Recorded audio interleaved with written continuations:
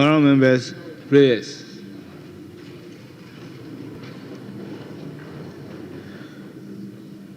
Almighty God, we humbly beseech thee to look with favor upon this Parliament of the Republic of Ghana. Grant that it may perform its high duty as in their sight. Give divine guidance to the President of the Republic.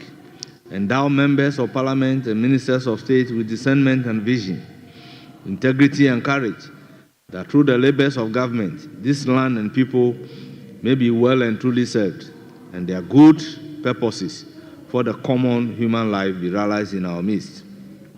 O God, grant us a vision of our country, as it might be, a country of righteousness, where none shall wrong his neighbor, a country of plenty, where evil and poverty shall be done away with, a country of brotherhood, where all success shall be founded on service, and honor shall be given to the deserving, a country of peace, where government shall rest on the will of the people and the love for the common good.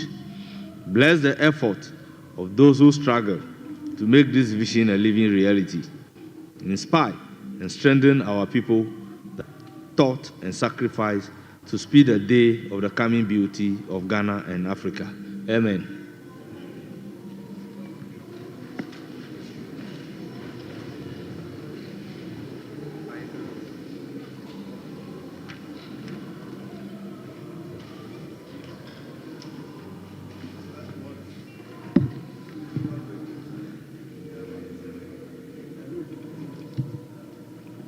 Honorable members, at the moment, we do not have a message from His Excellency the President.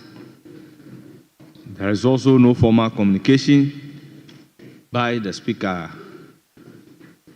May we kindly take item numbered 5, correction of votes and proceedings and official reports.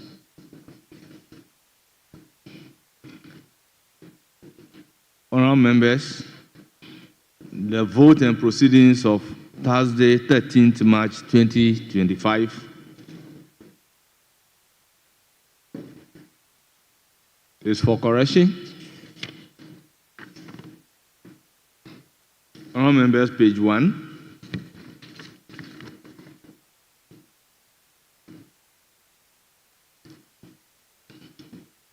Page 2.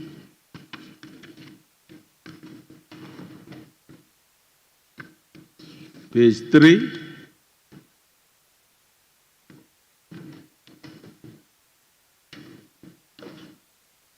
page 4,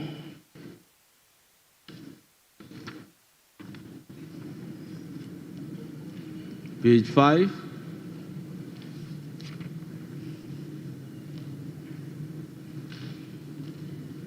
page 6,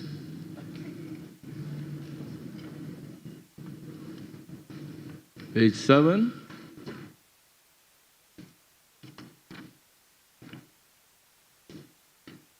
yes, honourable member. Thank you, Right Honourable Speaker. I was present yesterday, page 7, item 18. Pius Kwame Nkwah, MP for Akontomla. I was present yesterday. Table of Office kindly take note. Page 8, page 9,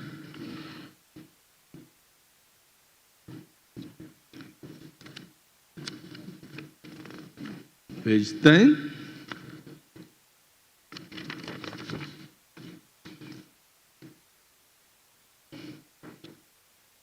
page 11,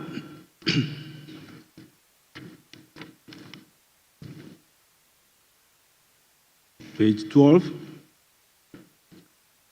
Yes, Honorable Patrick Obama. Thank you, Mr. Speaker. Page 11, Roman 3.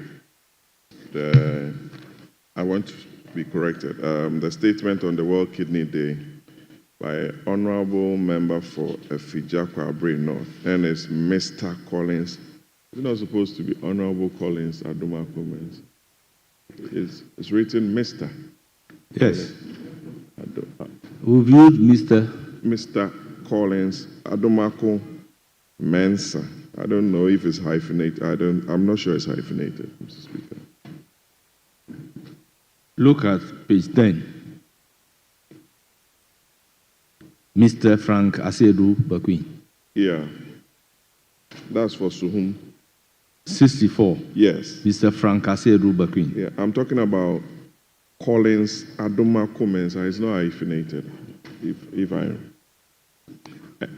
Well, the concern is Adomako Mensa is not hyphenated. Is the honorable member in? He can come and correct it, but I think very so. well, very well. Table office take note and take it up with the honorable member.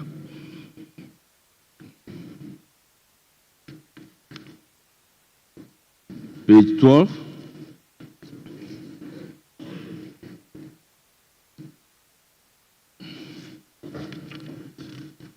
Page 13. Mr. Speaker, I'm told it's hyphenated by Honorable Sandari. Very well, very well. Page 14. Honourable members, the vote and proceedings of the 32nd sitting dated Thursday, 13th March 2025, as corrected, is adopted as the true record of proceedings.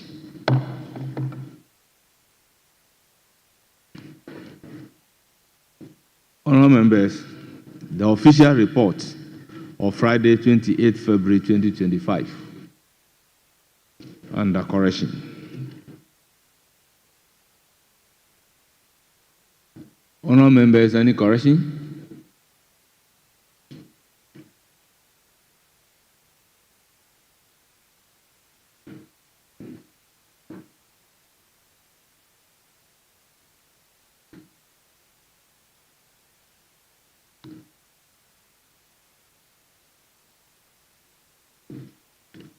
Honourable members, in the absence of any correction, the official report of Friday, 28 February 2025 is hereby adopted as the true record of proceedings.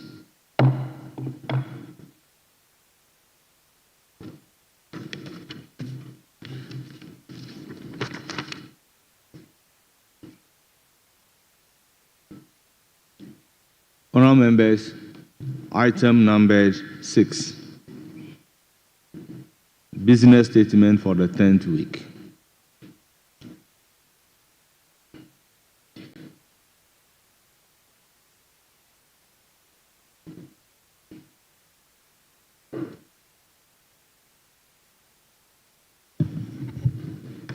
Thank you, Mr. Speaker. Mr. Speaker, I want to apply to read the business statement on behalf of the leader who is not in the chamber at the moment. Leave hereby granted.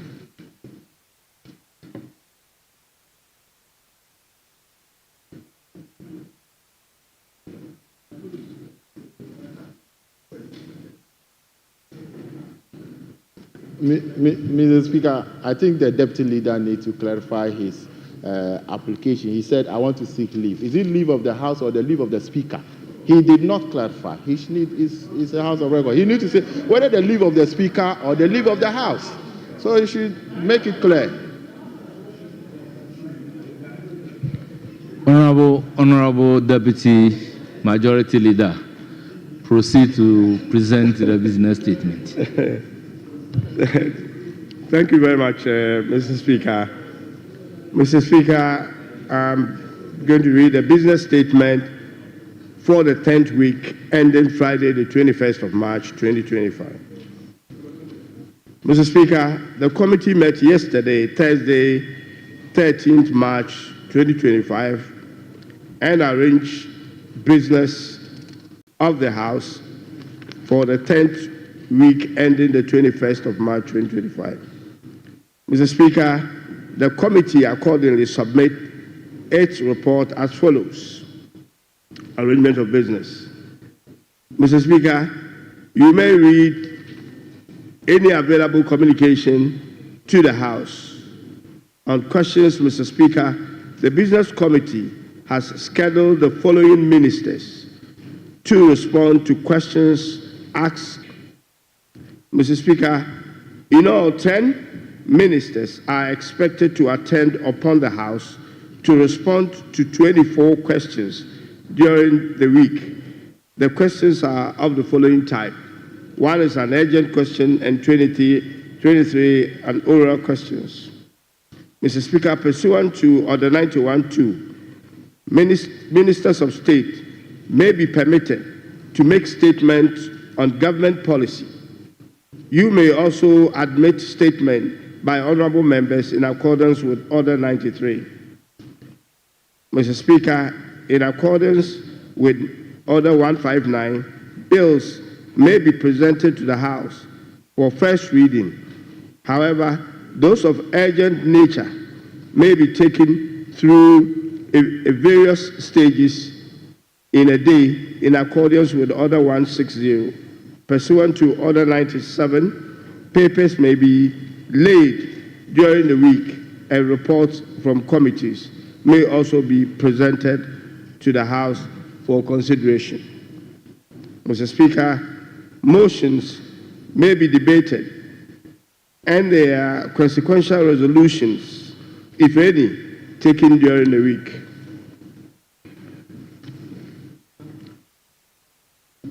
Mr. Speaker, pursuant to Order 1953, the Business Committee has programmed the commentary on the budget statement and economic policy of the government to commence on Tuesday the 18th and end on Monday the 24th of March 2025. Accordingly, the Business Committee recommends the following time allotment for contributions by honorable members. The Majority Leader and Minority Leader will have 45 minutes. Other leaders will have 30 minutes. Ministers, 15 minutes. Chairpersons and rankings of committees, also 15 minutes. Vice chairpersons and that time, and the volume of work in respect of the consideration of the annual budget estimate, and to pass the appropriation bill by the end of March. The House is scheduled to sit on Mondays, commencing on Monday, the 24th March 2025. The House will extend sitting beyond the prescribed sitting hours. Committees are also urged to sit in the mornings as plenary sitting will commence at 12 noon. Mr. Speaker, the Business Committee urges the Ministry of Finance and other ministries and bodies to submit their sectorial estimate to Parliament on time for the consideration and approval of the House. Mr. Speaker, in respect of the annual budget estimate, the Business Committee urges committees to expedite work and report on same to the House for consideration. Mr. Speaker, following the presentation of the budget statement and economic policy of government, a post-budget workshop is scheduled for the participation of all members of Parliament. Honourable members are hereby informed that the post-budget workshop will be held from Saturday the 15th to Monday the 17th March 2025 in the Chamber of Parliament.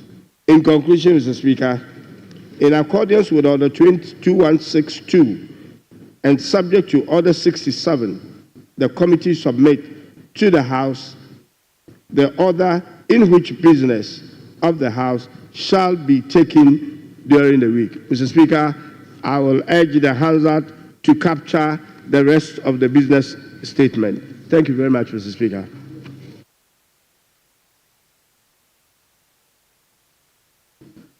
Honourable members, the business statement has been presented.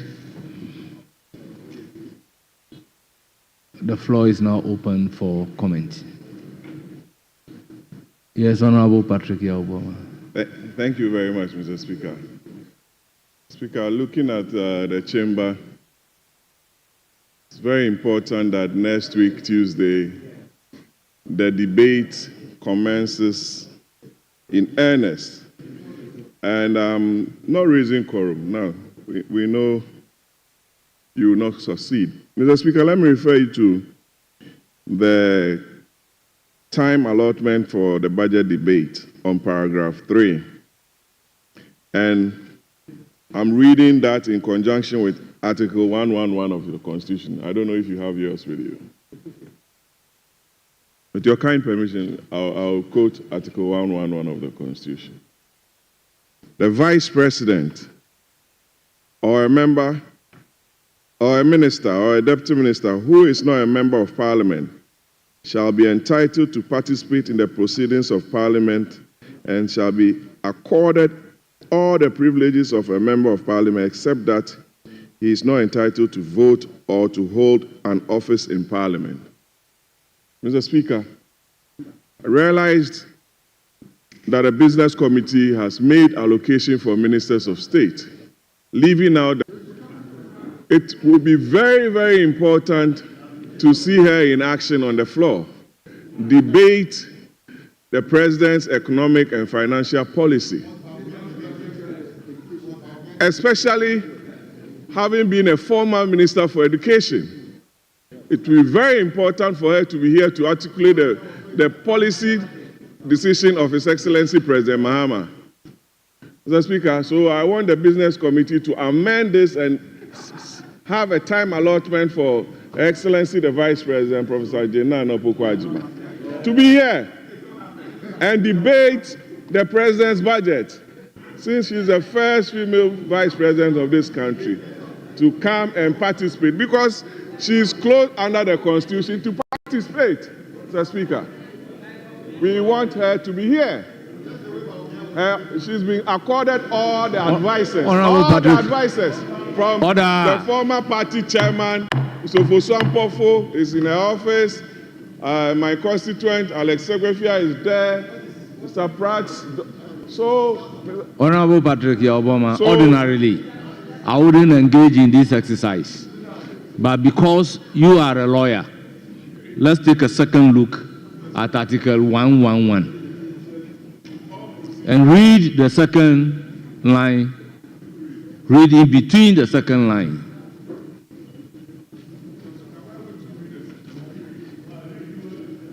Well, read all, but concentrate. I read the entire 111. Yes. He said the person shall be entitled. Yes. So we are inviting her.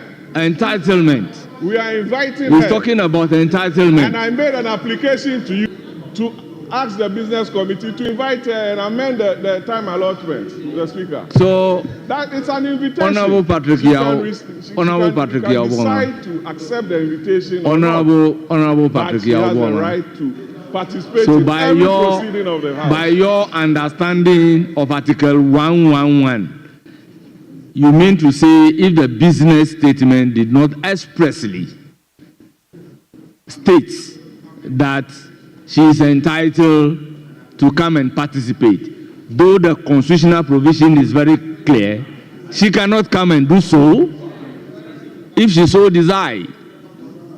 Is that the interpretation you are putting on the Constitution? Mr. Speaker, it's an invitation. And I'm making that application to the business committee that she's entitled under the Constitution of Ghana to participate in all proceedings.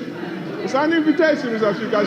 She can accept it or refuse it. Honorable Patrick Yaboma, will you take a cue from the chair?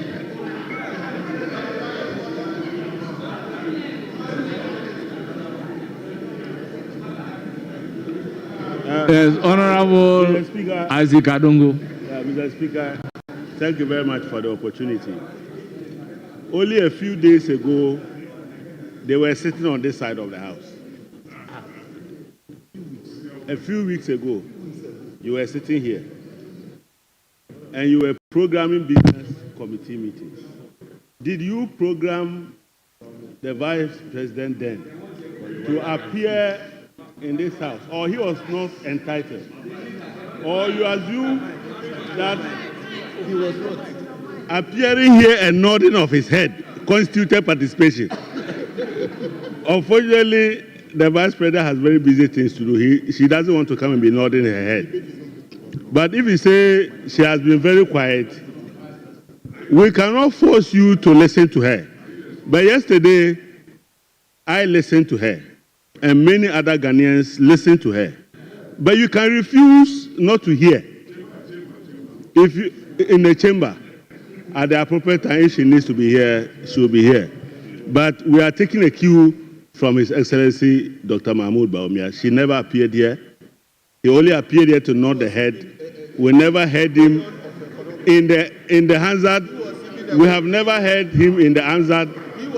And the Hansard does not capture nodding of head. Thank you, Mr. Speaker. Honorable members, I will take comment on the business statement, but the issue of the entitlement of the Vice President, I will no longer entertain comment on that, simply because a right given by the Constitution cannot be taken away by the business statement.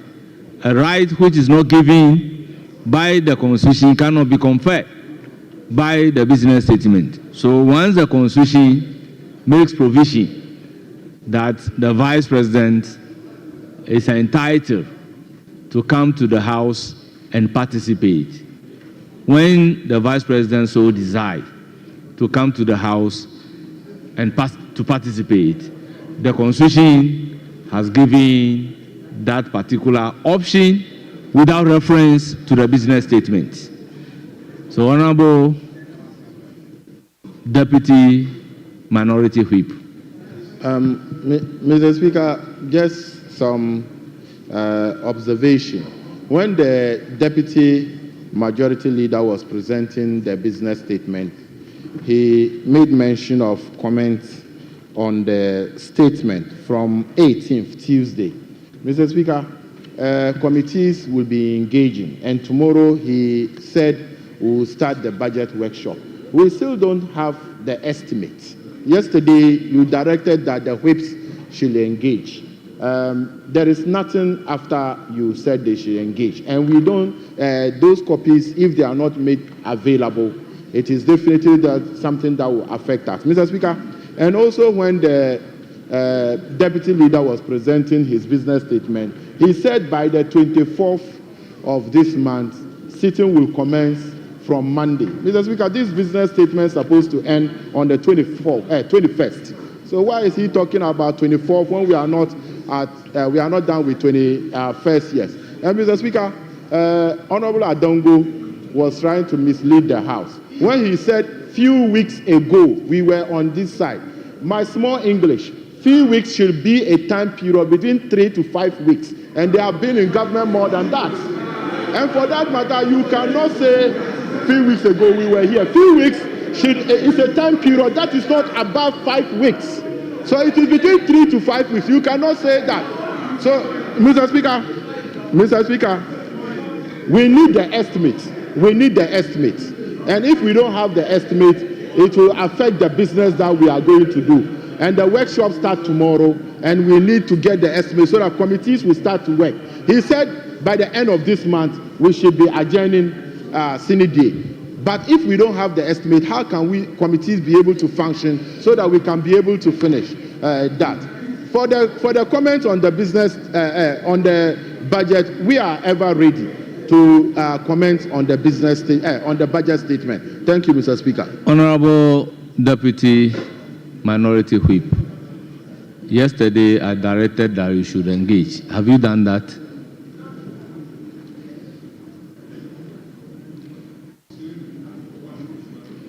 You can speak into the microphone. Has that been done? Mr. Speaker, the Majority Chief Whip, Roxanne Nelson Dafiamapo, he has done nothing about it. On the directive that you have given that the whip should engage and get the estimate for various committees. He has done absolutely nothing about it. But it takes two to engage. Nothing like that. Because, Mr. Speaker, if he has done something about it, we would have seen results. It takes two to engage. He only engaged this morning. He only engaged me this morning.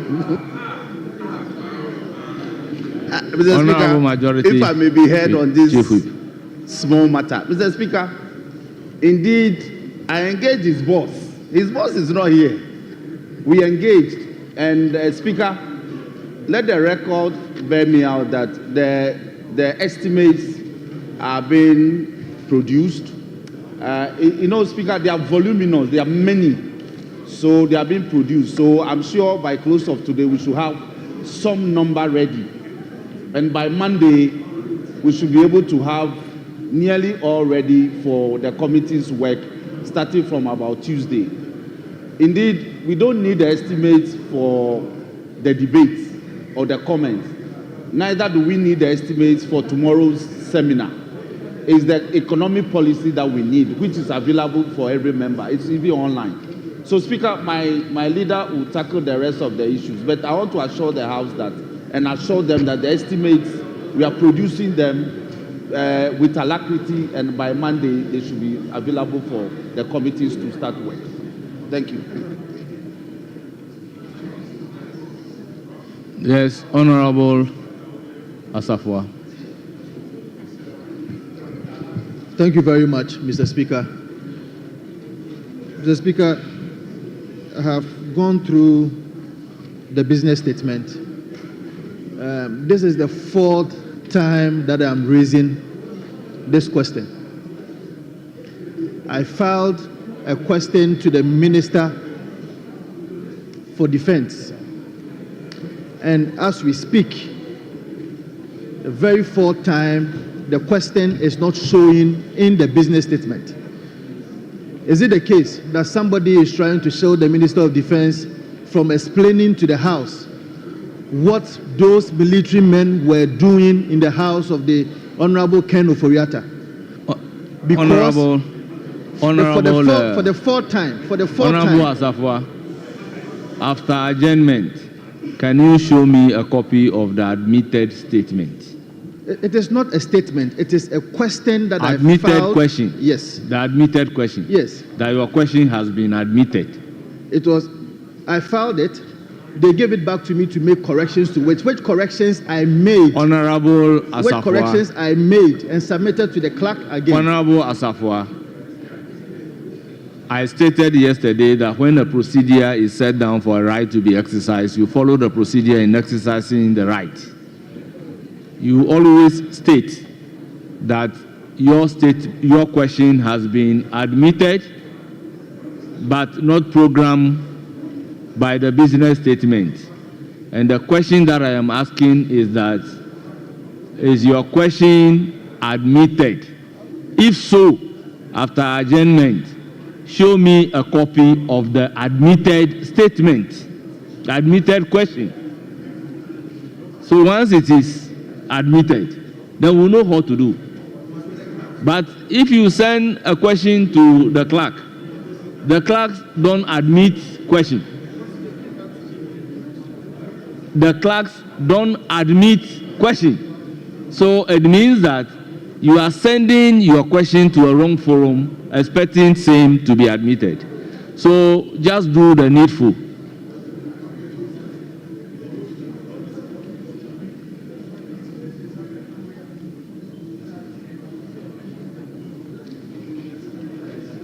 Honourable members, if a question or a statement is submitted and there is the need to rephrase the question or the statement, after doing so, you again follow the same channel for the question or the statement to be admitted. It is after admission of the statement that it will be forwarded to the clerk, who would in turn program same to be taken. Yes, Honorable Nindam. Thank you, Right Honorable Speaker. Mr. Speaker, I still want us to look at the estimates. Most at times, when these estimates delay, it puts a lot of pressure on us getting to the end of the sitting. So, Mr. Speaker, I want to appeal to you and the business committee if they could put some timelines. Because if you just say we expect it as soon as possible, or you expect it to come timely, and there are not timelines, it becomes a bit open. And when we don't get these estimates early, the pressure on us will be too much for us. So, Mr. Speaker, I will urge you to get the business committee to give us some kind of timelines for this particular estimates. Mr. Speaker, the second issue I want to draw your attention to and to also appeal to you has to do with the extended sitting, where we have to come on Monday and sitting might be extended, and we don't know how far we'll go through the extended sitting. I want to appeal to the business committee and the leadership to try and make adequate provision so that when we are doing the extended sitting, Mr. Speaker, members do not suffer. I know what I am talking about. Sometimes you come here and it becomes very difficult for you after some period to even get water to drink. Mr. Speaker, although the post-budget workshop has already been scheduled to take place in the chamber, I know we want to cut down costs. But experience shows that most of the times when we have these post-budget workshops in-house, attendance is a bit poor. So I don't know, Mr. Speaker, let's have some order. Next time we can look at attendance and cost cutting and how effective the workshop will be. These are the few concerns I want to put across. Thank you, Right Honorable Speaker. Honorable Professor Kinsley Nyako. Yeah, Mr. Speaker, thanks for indulging me. My concern has to also do with the time for sitting from Tuesday next week. Mr. Speaker, we are supposed to commence sitting at 10 a.m. And from next week, we also did sittings. I'm pleading with you and the House that 10 a.m. should be 10 a.m. Because if we are doing a Sunday sitting, you come at 10 a.m. and sitting starts at 12 or 1. Then it means that, Mr. Speaker, we are going to sit here for a very long time. Look at the business statement. Questions have also been programmed. It means that there are going to be a lot of activities for us to embark upon from next week. So please, 10 a.m. sitting should start so that we can effectively maximize the time we are going to spend in the House. This is my concern, and I'm hoping that we all heed to this important suggestion. Thank you. Thank you very much. Yes, Minority Leader.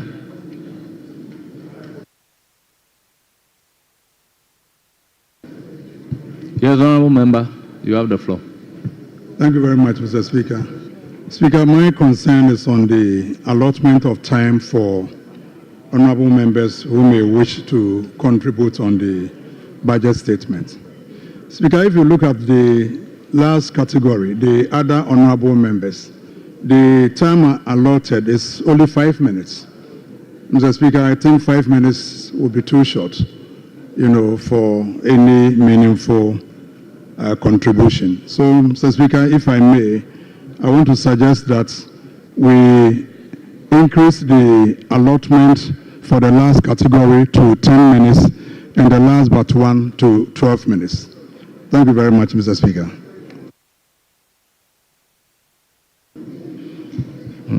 Honourable Member, previously the time allotted is the same.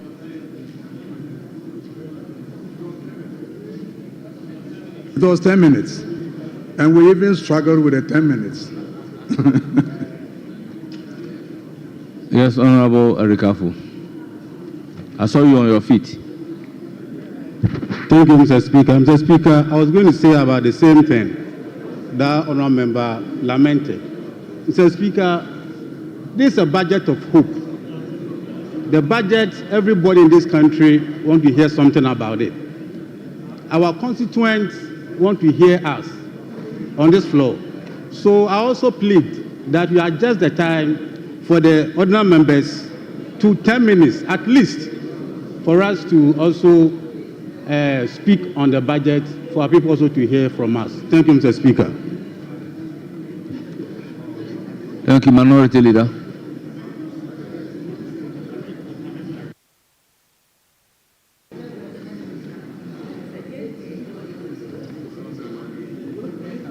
Mr. Speaker, thank you for the opportunity. And let me commend my colleague opposite me for... Honorable members, the background noise is too much.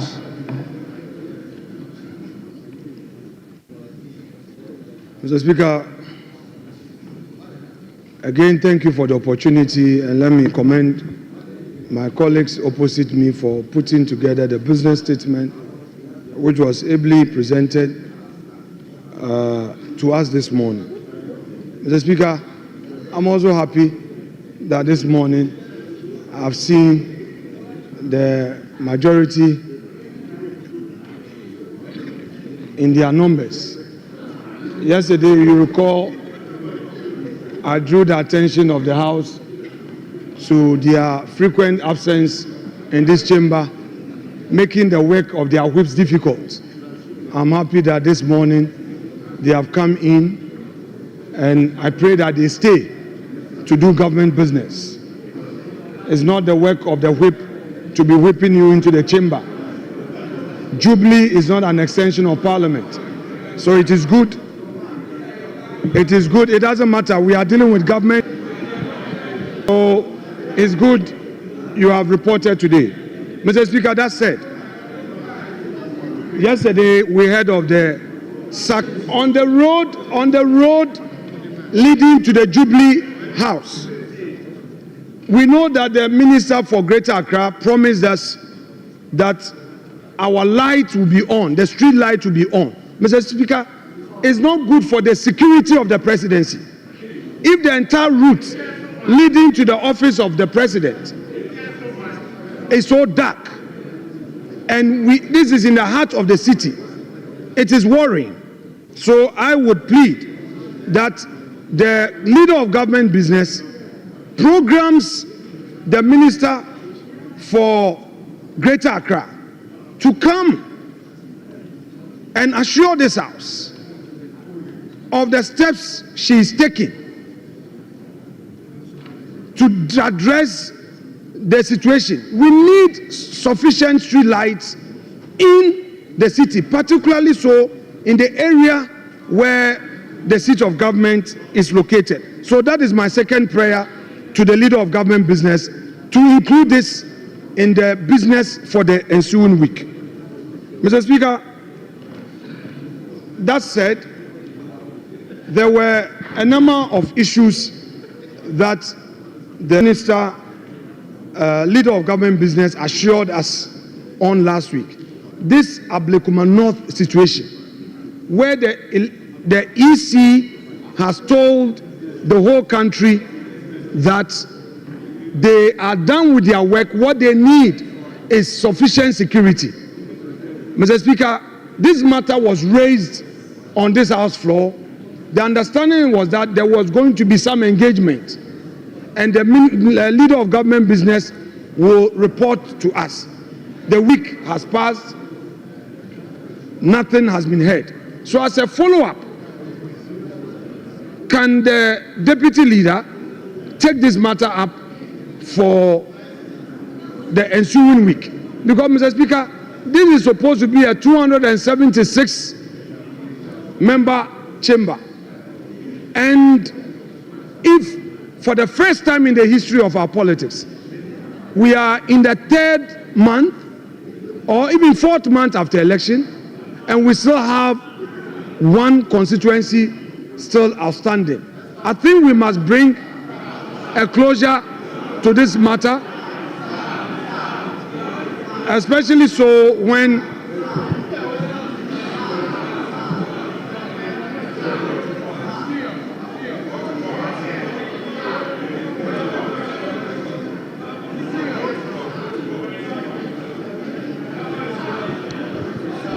Honorable Majority Chief Whip, I will give you the floor after he's done. Honorable Majority Chief Whip. Honorable Majority Chief Whip, I will give you the floor after he's done. Honorable Minority Leader, you have the floor. Honorable Minority Leader, you have the floor.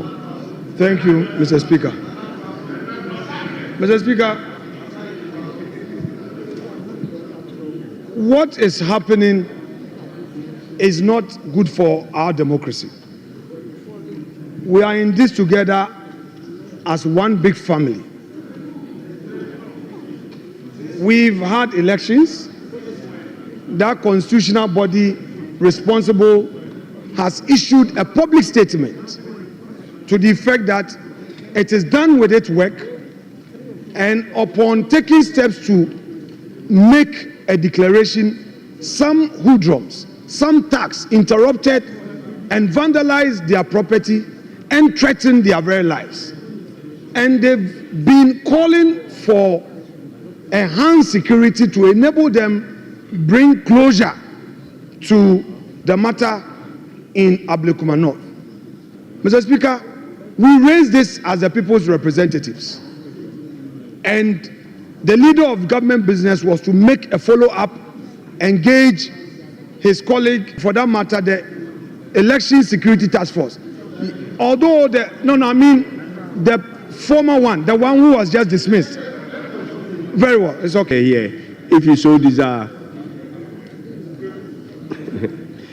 And the second issue to do with the budget statement, we don't actually require, and my honorable brother knows so well, he's been in the house for a while, that we don't require budget estimate to actually carry out a workshop or to do a debate. But as we do know, once we start the debate, the budget statement will begin to come in. And committees will be able to do their work on it. So it should hold. On the issue of allotment, I think the allotment was done carefully by the committee to make sure that honorable members get the opportunity to make a contribution. We are quite a number here, and therefore we are working also within time constraints. So we have to make sure that each person who chooses to speak gets the opportunity to do so. So I think it is fair, but as the debate goes on, we will look at it. People may speak less or more, but I think that can be done when the debate is actually. Now, I'm not sure what the minority leader wants me to say about the circuit of dismissal of the. I really don't know what you want me to say, because the information came out, I think, last night. That was after we had done the statement. So it could not. So we will have a look at it when we sit at the committee meeting and consider that issue if it's needed.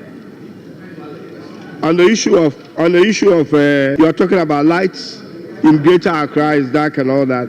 If the regional minister is needed here, I'm sure we can to be here. So the same situation with the electricity situation that you mentioned. If we need the energy minister here, I think we can do that. Now, on the issue of the electoral commission, the minority leader, who I know is a very good lawyer, knows I'm not a lawyer, but you know that in Article 45 of the Constitution, you know, we are not to interfere with the work of the EC. So I'm sure you know what to do. If you need to file a question, you know, to the independent constitutional body which elects. Mr. Speaker, with respect,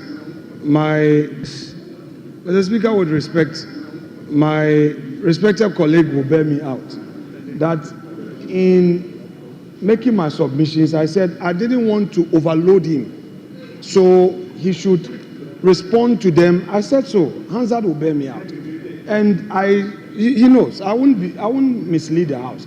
I said I wanted him to take those ones. Then when he's done, because I acknowledge the fact questions prior to mine. I've been in that hot seat before. When you overloaded, it's a problem. So at least he should answer, then we come back. Mr. Speaker, I won't make your work difficult. I'm left with two issues that I wanted him to finish. Then we close it.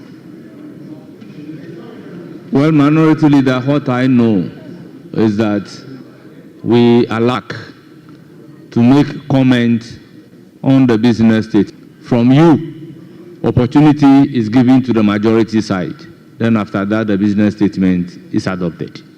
And that was what exactly we did. We took comments behind you, and we got to your turn. You've also made your comment, and I have the business statement adopted. Mr. Speaker, not to disturb your ruling, let him take note of these two so that he knows what to do. Mr. Speaker, respectfully, I did not raise a constitutional issue under Article 45. I didn't raise a constitutional issue, and it's important that Hansard captures this, because all that the EC is calling for is security. So that is a point I raised. The second and the final issue on this rising has to do with what Honorable Boama brought up earlier. Mr. Speaker, the government has presented to us its budget statement. Who is the chair of the economic management team? Is it a vice chair, vice president, or somebody else? We want to know. Mr. Speaker, I rest my case. Honourable members, I believe strongly some issues definitely are not matters for consideration in the business statement. Honourable members, the business statement as adopted still stands.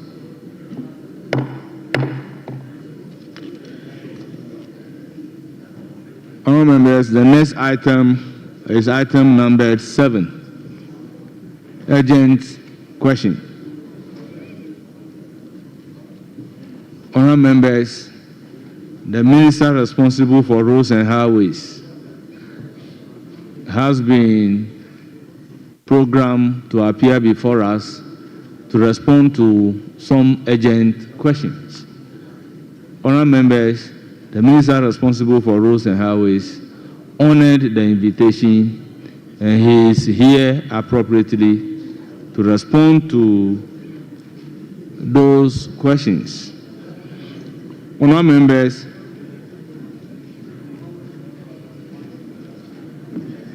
the urgent question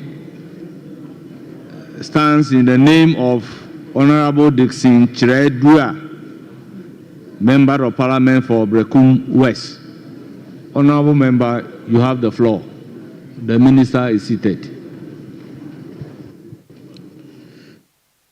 Thank you, Honourable Speaker, for indulging me to pose this urgent question to the Minister for Roads and Highways. The steps that have been taken to rehabilitate the Brekum-Sampa Road, which has been in a very bad shape since 2017. Thank you. Honourable Minister, your response. Mr. Speaker, thank you for the opportunity. Mr. Speaker, background. The Brekum-Sampa Jinijini Road, designated as Interregional Road IR9, is a 119 kilometers trunk road in the Bono region. It traverses key districts including Brekum East Municipality, Brekum West District, Doma East, German South Municipality, and German North District. This road plays a critical role in connecting the Bono region to Ahafo region and serves as a strategic trade route linking Ghana to Cote d'Ivoire through the Sampa border. Current program. The section from Brekum to Sampa, 80 kilometers of the road, has been awarded for reconstruction under the contract titled Reconstruction of Jinijini to Sampa Road 80 kilometers IR9 with funding from the Consolidated Fund. The project was awarded on the 11th of December 2024. 11th of December 2024 for a duration of 48 months. The contract is scheduled for commencement soon. Mr. Speaker, as we speak, no work has been done. The contractor hasn't even turned up on site. So that's the answer to this question. Thank you very much, Honorable Minister. Any supplementary question? Thank you, Honorable Speaker. As the Honorable Minister for Roads and Highways said, no work is currently ongoing, but the good people of Brekum West, from Jenejene, Fetenta, Butokrum, up to German South, German North, we are suffering. The streets are always engulfed with dust. So in the interim, what is the minister going to do to mitigate the suffering of the good people of Brekum West and the other 5 constituencies that this important road connects, namely Sunyani East, Sunyani West, Brekum East, Brekum West, German South, German North, and as a strategic socio-economic road linking us to Côte d'Ivoire? What is it doing to mitigate the suffering we're going through? Thank you, Honorable Minister.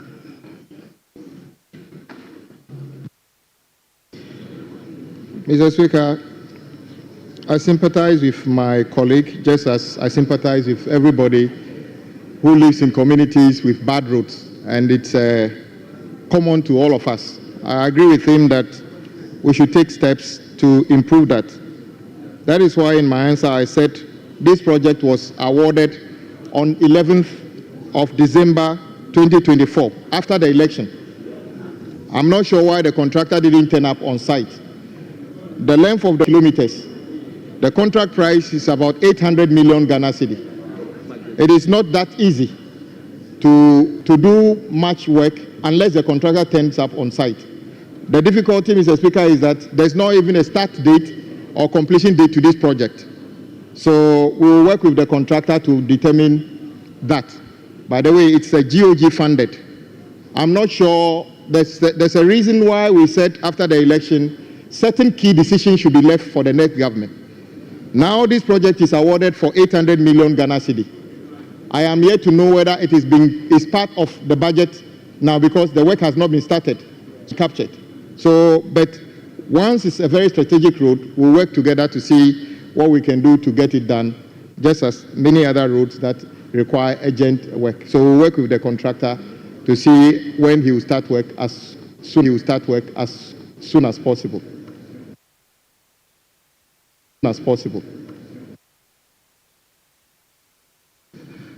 Any further supplementary?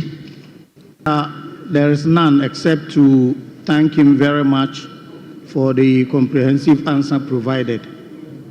Is this not a constituency-specific question? It passes through that. Very well. Thank you, Mr. Speaker. I would like to ask the minister the name of the contractor who is supposed to work on the road, because in his submission, he didn't mention the name of the contractor. And then, looking at the road, according to the minister, the contract was signed on the 11th of December 2024.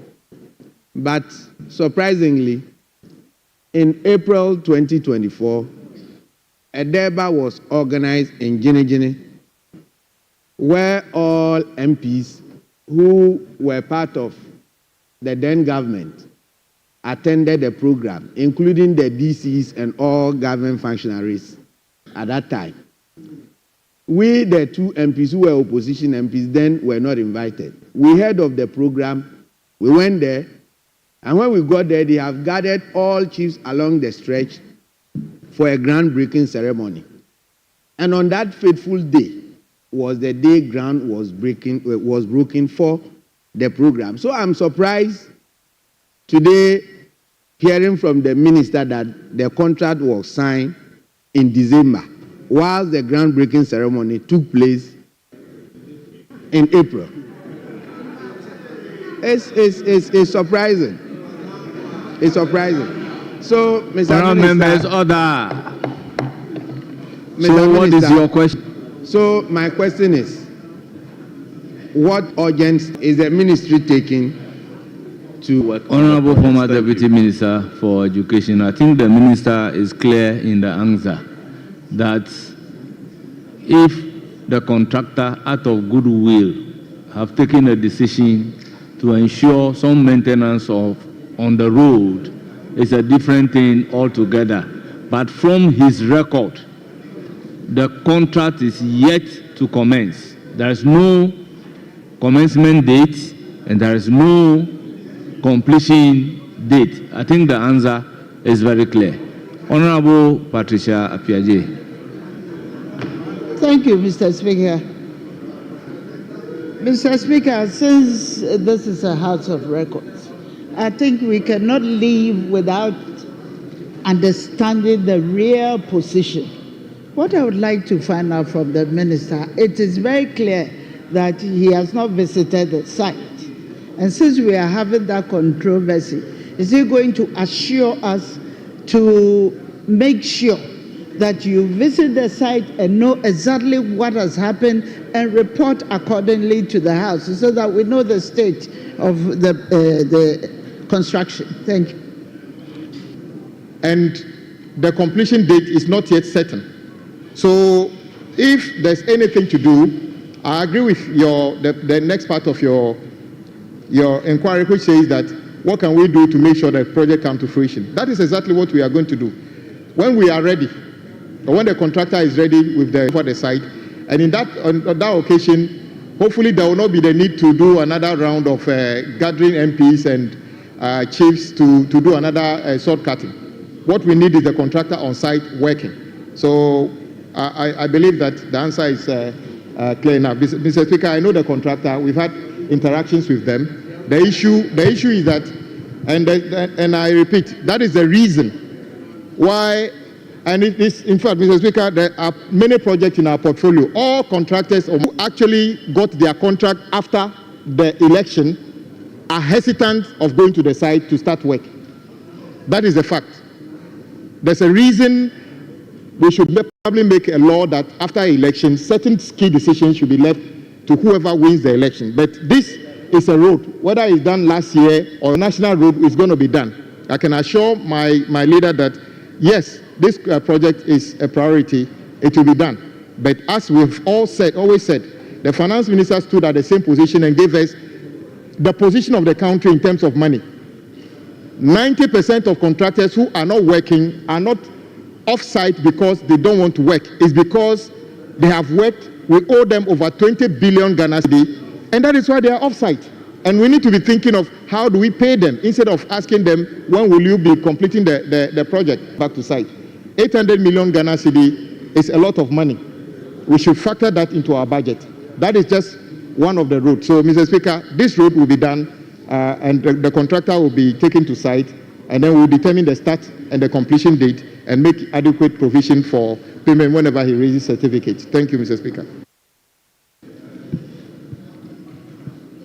Honourable members, let's end the urgent questions here and move to item numbered 8. Honourable members, before doing so, we have students from some educational institutions visiting the House. They are from the following institutions: Southbridge Montessori School, led by Mr. Anthony Zomalo, head teacher. They are from Ablekuma South constituency. They are 275 in number. We have Mount Zion International School, led by Opon Solomon, teacher. They are from Pung Kantamanso. They are 100 in number. We have Christ Union Academy, led by Abraham Tete, teacher, also from Ablekuma North, 82 in number. And we have Honorable Lord Boehm, Independence Day quiz finalists. They are led by James Azupero, lead organizer. They are from Pro East, 73 in number. Honorable members, on behalf of the House and on my own behalf, I wish to welcome our dear students and wish them a fruitful visit to Parliament of the Republic of Ghana.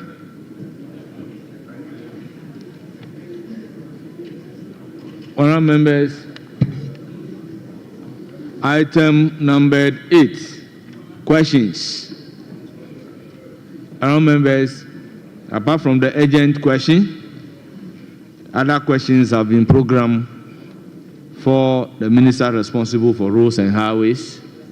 And he's also here to provide answers to those questions. Question number 55, standing in the name of Isaac Buama Nyako, Member of Parliament for Efia constituency. Honourable member, you have the floor.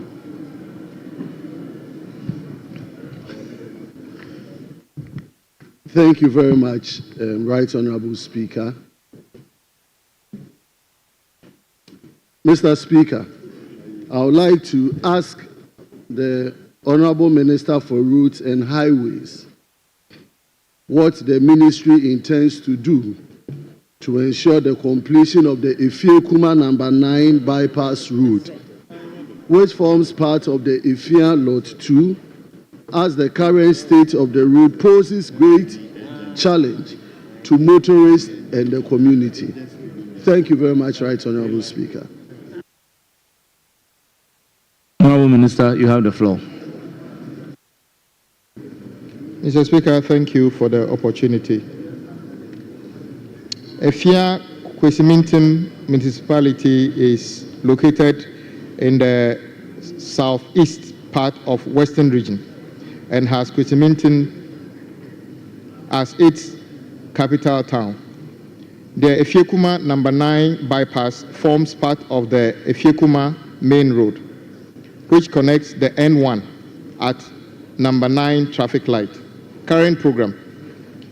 The bypass, which is Efia Lot 2, has been awarded under the project titled Upgrading of MAPES and selected collector and arterial roads in Efia Kwesimintim to bituminous surface.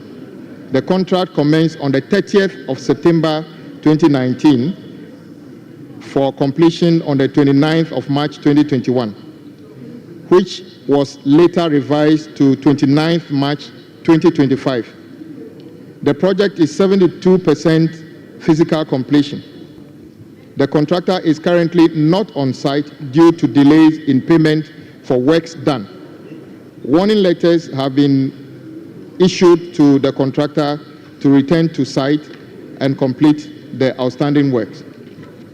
Thank you, Mr. Speaker. Honourable member, any supplementary question? Mr. Speaker, I'd like to thank the Honourable Minister for his response to my question.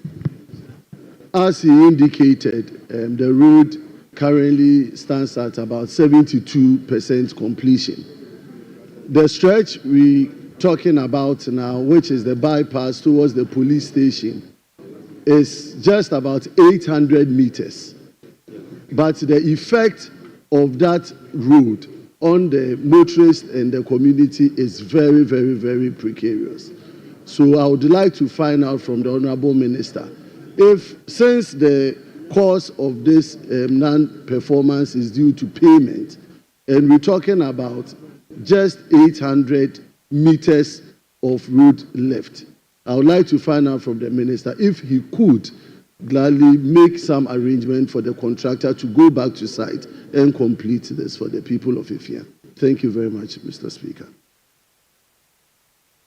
Yes, Honorable Minister. Yes, Mr. Speaker, I agree with my colleague since he says the section, the uncompleted section is just about 800 meters. Yes, I would, myself and my staff would work with the contractor and appeal to him that whilst we work towards honoring his certificate to make the intervention and reduce the bad condition on that section as quickly as possible. So we'll do that. Any further supplementary? Right, Honorable Speaker, I would like to thank the Honorable Minister for his generosity. Thank you. Any further supplementary? Honourable members, let's move to question number 56. Standing in the name of Honorable Isaac Boama Nyako, MP for Efia constituency. Thank you very much, Right Honorable Speaker. Mr. Speaker, I would like to ask the Minister for Roads and Highways what the plans are for the ministry to fix the non-functional Ifiekuma number 9 traffic light, as the current state of the traffic light poses a great danger to road users and the entire community. Thank you very much, Right Honorable Speaker, for the opportunity.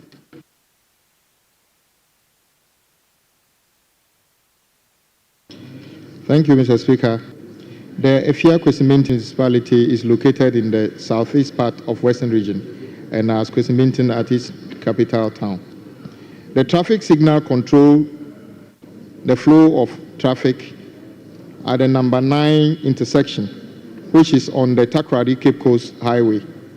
The other 2 intersections and approaches are the Efiekuma Bypass and Queen of Peace Road. The number 9 traffic signal is currently not operational due to a damaged traffic light that we're talking about, as the minister indicated. Traffic light that we're talking about, as the minister indicated, is sitting on the N1 through connecting Ifiekuma and then Takoradi. Because it's a major highway, the non-functioning of the traffic light is really a big issue for the people. It causes accidents, it's causing children to be knocked down. Since 2019, when attempts were made to fix the traffic light, the very day that it was fixed, it went off and it has never functioned again. My checks with the urban routes and follow-up has been what you've rightly indicated. I would like to appeal with the Honorable Minister. Now, he's at least giving us some timeline, which is to be fixed by the end of the second quarter this year. I would like to appeal to the Honorable Minister that we work within this and get it fixed by the said timeline. Most grateful, Honorable Minister, for the response. Thank you very much, Honorable Member. Honorable members, let's move to statement number 57. Standing in the name of Honorable Seth Osei Akoto, Ekwima Mponua constituency. Thank you, Mr. Speaker. I rise to a roads and highways bridge that serves communities 1. Kotokurom, Katachiwa, Akonche, through to Apemnadi in Achimon-Ponua constituency. Thank you. Yes, Honorable Minister. Mr. Speaker, thank you for the opportunity. The Kotokuom Bridge is a 67.2 meter concrete bridge and spans the River Ofin at 6.2 meters along the Kwanfifin and Kutukum Anoche Road in the Echima Mponwa district of the Ashanti region. The bridge is in a critical state of deterioration, posing significant risk to both vehicular and pedestrian traffic. Extensive and deep cracks are visible across the bridge deck and supporting elements, indicating severe structural distress.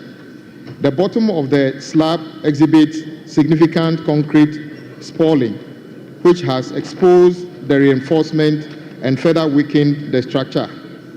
Additionally, the steel beams supporting the bridge slab are heavily corroded and damaged at their joint, compromising the overall structure. Completely caved in due to combined effect of heavy traffic and structural failure. Current program. I conducted a visit to the site with a team of engineers from the Ministry of Roads and Highways in the company of Ashanti Regional Minister and RECSEC on the 3rd of March 2025 to assess the situation. The bridge requires complete replacement, and as such, it has been closed for repair works and is to be completed within 3 months. During the period of the temporary work, an alternative route will be open for commuters to access through Sreboso, Bonkwaso, Menukrum, and then Kotokum. A contractor has been tasked to undertake sectional maintenance works on the alternative route to allow for easy movement of commuters.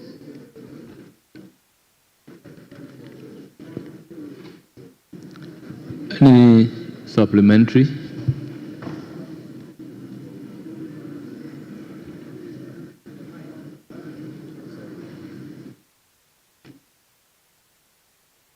Okay. Thank you, Mr. Speaker. Honorable Minister, rightly you did indicate that a contractor has been tasked to undertake sectional maintenance of the alternative route. My checks have revealed that the contractor is not on site. May I know when the contractor will move to the site? And 2, the name of the contractor. Thank you, Mr. Speaker.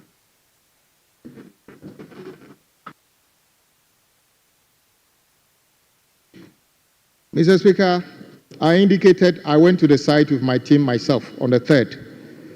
Today's date is not far from the 3rd. It's a bridge was almost collapsing. So what we did was, it's an emergency work. So the contractor is mobilizing to go to the site. In fact, he's on site because they have carried out the inspection and everything. We've also asked the same contractor to explore the diversion. So he's supposed to do the assessment of the diversion to know the interventions that are supposed to be carried out. So yes, if you don't see them demolishing the existing bridge now, is because you need to work with the engineers to know even how to carry out the demolition, because we are not completely demolishing what we see there. We are demolishing the deck and the weak parts so that we can rehabilitate the bridge. So the contractor will carry out the work as scheduled. The contractor's name is NAC Fairmont.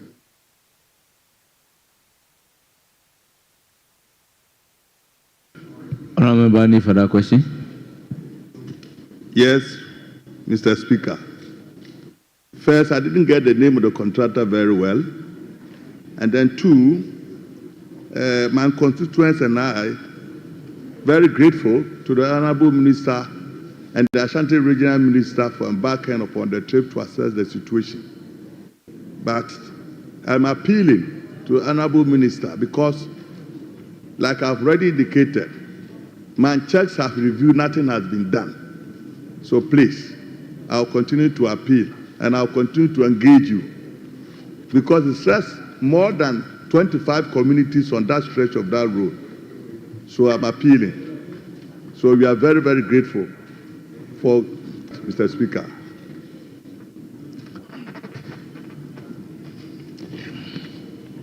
Yes, the name I mentioned for as a contractor is NAC Fairmont. And I'll reiterate, this is an emergency work. We identified a contractor in the area with capacity. Nobody should use the bridge is carried out, because if anybody breaches that, it could lead to a disaster. So I'll continue to work with you to make sure that the directive that no one uses the bridge whilst we are carrying out the rehabilitation works is fully implemented. Thank you very much, my colleague.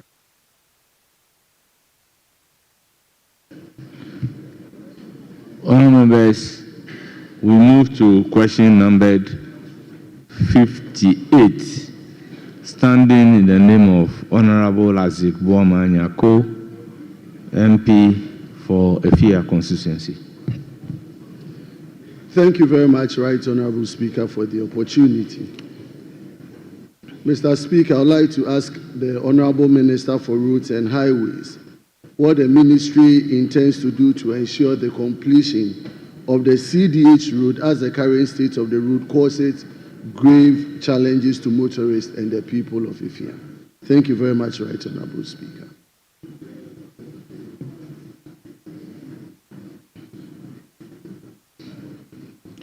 Mr. Speaker, Efia Kwesimintin municipality is located in the southeastern part of Western Region and has Kwesimintin as its capital town.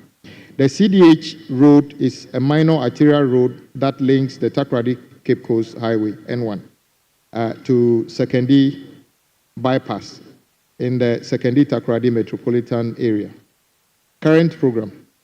The Department of Urban Road is undertaking a project titled Rehabilitation of CDH Road, Takoradi, 2.35 kilometers, under which the CDH road shall be constructed. The contract commenced on the 15th of December 2020 for completion on the 14th of June 2022 and was later revised to be completed on the 13th of June 2025. The project is 43% physical completion. The contractor is currently not on site due to delay in payment for works done. Warning letters has been issued to the contractor to return to site and complete the works. Thank you, Mr. Speaker.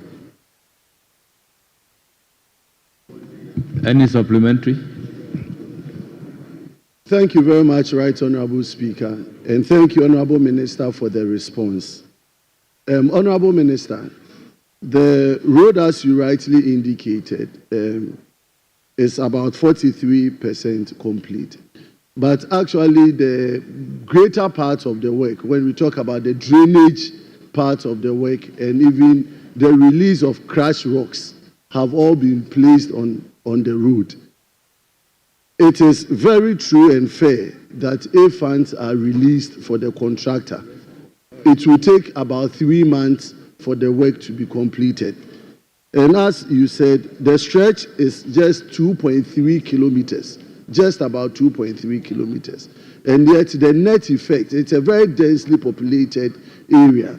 And so I will plead with the Honourable Minister, if steps can be taken for the contractor to be made some payments so that he could go and complete the work for the good people of Ifia. Thank you very much, Right Honourable Speaker.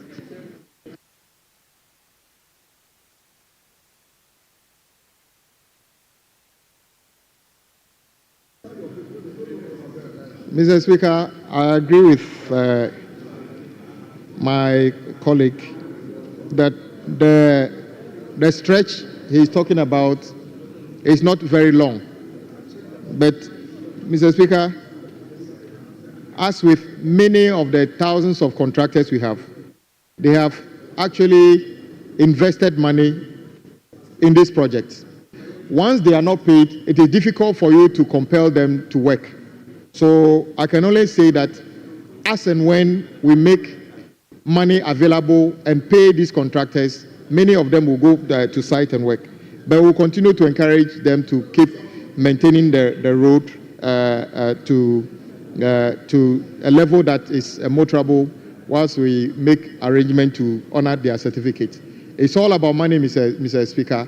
If we owe contractors 20 billion Ghana cedi, you know, when we owe to contractors 20 billion Ghana cedi, It's something that we must work towards, and I hope the House will work together.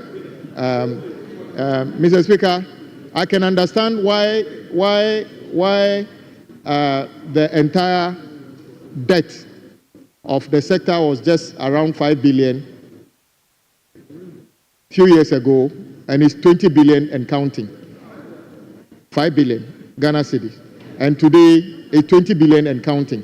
It's simply because we are in difficulty financially. So we shall work and raise the necessary revenue and pay contractors so that they can go back to site and work on our roads so that we can have safer communities. Thank you. Any more questions? Yes, thank you very much, Right Honorable Speaker. And I thank the Honorable Minister for the response. But, Mr. Speaker, in as much as I appreciate the constraints of the ministry and the minister in terms of payment to contractors, the effect of some of these projects are that when contractors work to a point and we don't get them to complete, within a short time, all the roads get bad again and all the investment done becomes futile. So, to the extent that you check the cost of the construction of the project and it's within the ministry's ability, if some prioritization could be made on this stretch so that at least we don't get the road deteriorated to an extent that we have to always come back to a reconstruction process. Thank you very much, Honorable Speaker, for the opportunity. Yes, Honorable Minister. Yes, Mr. Speaker, my colleague's observation is very true. Unlike buildings that when you build to a point and you can leave it, go and come back and continue, roads, once you don't continue to the logical conclusion by sealing it, when you abandon it for 2 years, whatever you have done becomes a waste because the weather basically just deteriorates everything that you have done. And I agree with him. If we have our way, we should be able to have enough funding to start and finish every project before we start. Mr. Speaker, in the coming months, one of the most difficult ones is going to be the bypasses on Kumasi Road. I made mention of this the last time I was here, that at the time of contracting, the total cost of those projects was 1.9 billion.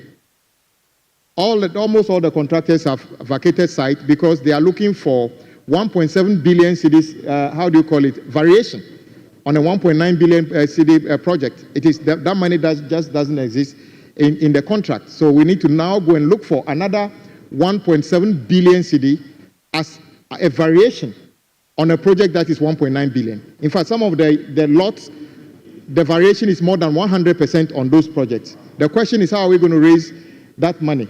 In fact, that money is not even part of what we are talking about today. So I agree. Maybe we need to take a second look at the way we do road contracts. Whether if we don't even have money, we should allow people to just go and clear the whole road and leave it to the state that the public can't use it. So it's a good observation, but going forward, we shall work together to see how we make it better. So your road is in focus. As soon as we fund the certificate of the contractor, I'm sure they will go back to site and complete the work.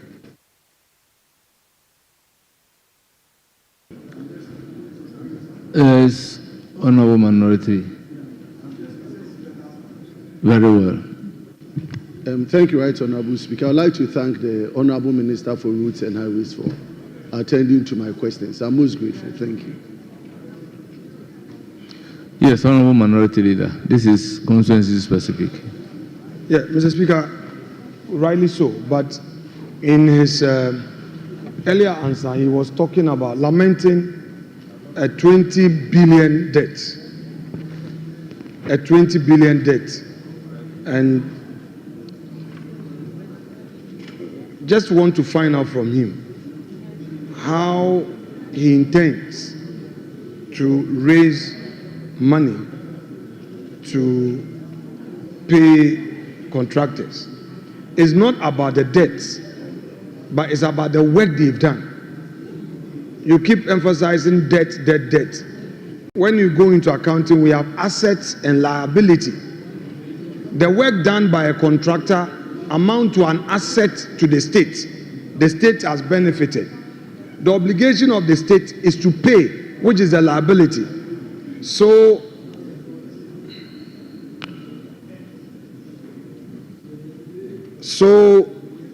my question to you is that since these contractors are Ghanaians and they have their businesses at stake and they have employees who are Ghanaians to feed, what assurances have you for them in respect of the 20 billion Ghana cedi debt you are lamenting about? It's not a time to lament. It's time to pay. It's the reason why you are in government. Give assurance to the contractors. Your plans. Honorable Minority Leader, does the minister responsible for roads and highways raise money to pay contractors? Mr. Speaker, with respect, in the ordinary sense, as you put it, he doesn't raise it, but he makes a request for that to be raised through the finance minister. And I am bringing this up because he raised the issue that there is a debt of 20 billion that must be paid. Mr. Speaker, he has a responsibility as a roads and highways minister to ensure that the contractors are paid. If you don't forward the certificate to the finance minister and all the monies will be assigned to Jubilee House, 2.7 billion or more to Office of Government Machinery, when you can commit this to pay contractors for them to fix the roads. I mean, Mr. Speaker, it is not your responsibility, Honorable Roads Minister. Honorable Minority Leader, does the minister responsible for roads and highways raise money for Jubilee House? No, Mr. Speaker, that's not the contest. I'm saying that if he is able to align with the finance minister, instead of allocating those monies to Jubilee, the Office of Government Machinery, instead of allocating to the Office of Government Machinery, they will prioritize it. Mr. Speaker, managing an economy requires prudence.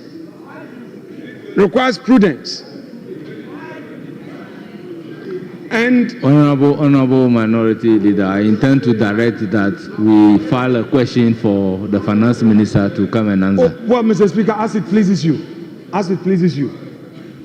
Thank you very much. So, I know you are not to answer the question. Honorable Minister for Roads and Highways, you are not to answer the question. Honorable Minister for Roads and Highways, you are not to answer the question. Speaker, thank you for.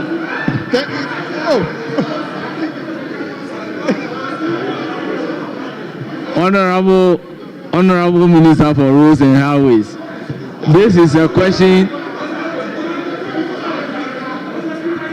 Honorable Minister, kindly resume your seat. I can't answer the question. Honorable Minister, kindly resume your seat.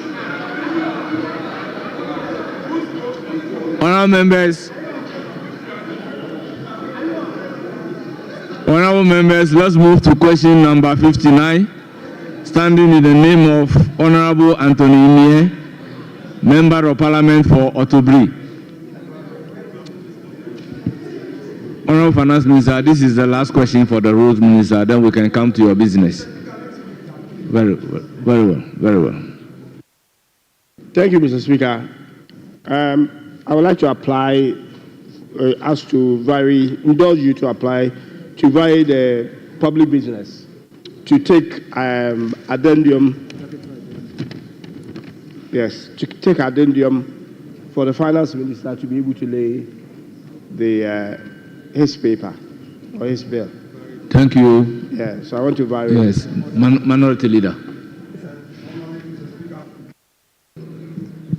To the Deputy Leader, the practice is that you would first you engage us.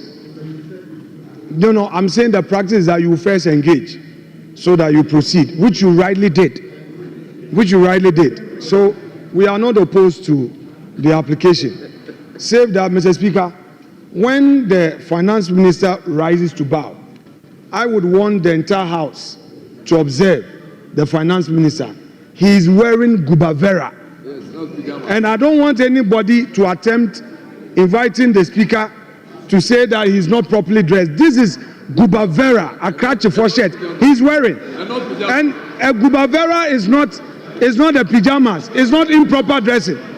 The finance minister is wearing a gubavera shirt, a gentleman's shirt, and he's wearing it. So I'm happy you are here.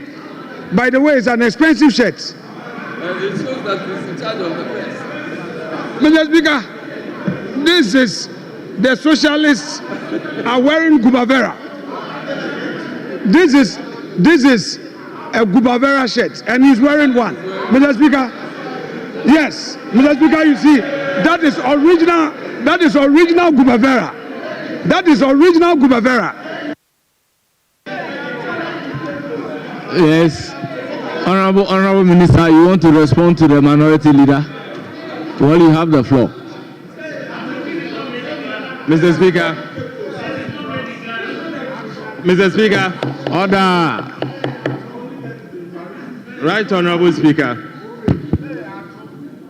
I've made a commitment to this House to patronize locally made dresses. Yeah. And so, Mr. Speaker, there is nothing wrong if I decide to wear something that is made locally. Or, Mr. Speaker, there's nothing wrong. And I urge colleagues to learn to buy from Ghana. Thank you, Mr. Speaker. Honorable Minority Leader. Mr. Speaker, the issue is not about where it was made. It is a gubavera. Our local fashionists also make gubavera. So, Mr. Speaker, I have local brand gubavera.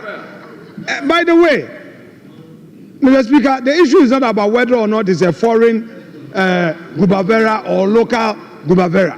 What you are wearing is gubavera. And I want you to let your members know. Honorable Minority Leader. That is the issue. By the way, this morning, Mr. Speaker, they populated the chamber. All of a sudden, they are all out, empty seats. And this is the time that the finance minister is here to lay a paper. Look at the empty seats. They've left again, going to look for jobs at the Jubilee House. They should come to the Chamber of Parliament and work. Look at all the empty seats. You are 38 in number. Ceremonial majority. Ceremonial majority. Honourable members, order. Honourable members, the order of business is accordingly varied. Instead of item numbered 9, we are moving to item numbered 10 at commencement of public business. Honourable members, let's turn to order paper addendum.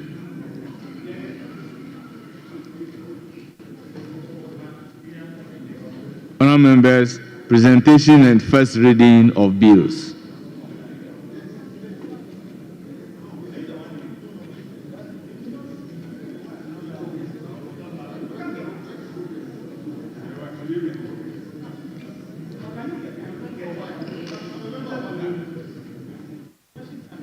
Honourable members, question time is not over. We are just varying the order of business to accommodate the finance minister.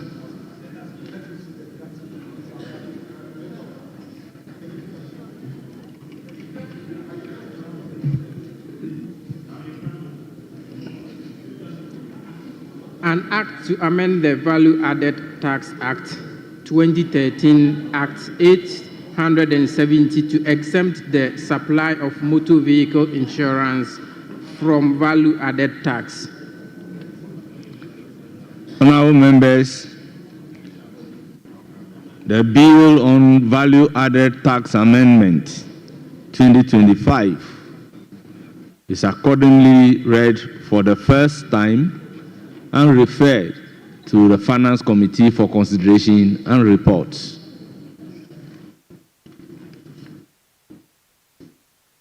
Honourable members, back to question time. Question number 59. Standing in the name of Honourable Anthony Mie, Odotobri, Member of Parliament. Thank you, Right Honourable Speaker. Honourable Minister for Roads and Highways, my question is, are there any measures that have been put in place to ensure that all contractors return to complete abandoned projects within the Amansia Central District? Yes, Honourable Minister.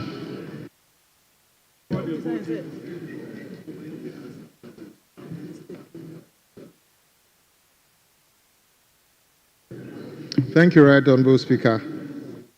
And I also thank you for encouraging me to resist the temptation of telling the respected minority leader what a said 16 billion was used to do under the slush fund. But I won't say that one today, because the 16 billion could have made a dent in the 20 billion we owe contractors. But that's for another day. So I won't say it here today. Mr. Speaker, the background, the Jakobu is the district capital of Amansie Central District in Ashanti region. It is a town located off the Ewian Kwanta Obuasi Road, N10. 1. Jakobu Junction to Jakobu Town roads. Current program. The road was awarded as a variation order under the contract titled Reconstruction of Ewian Kwanta Obuasi Road, 30 kilometers.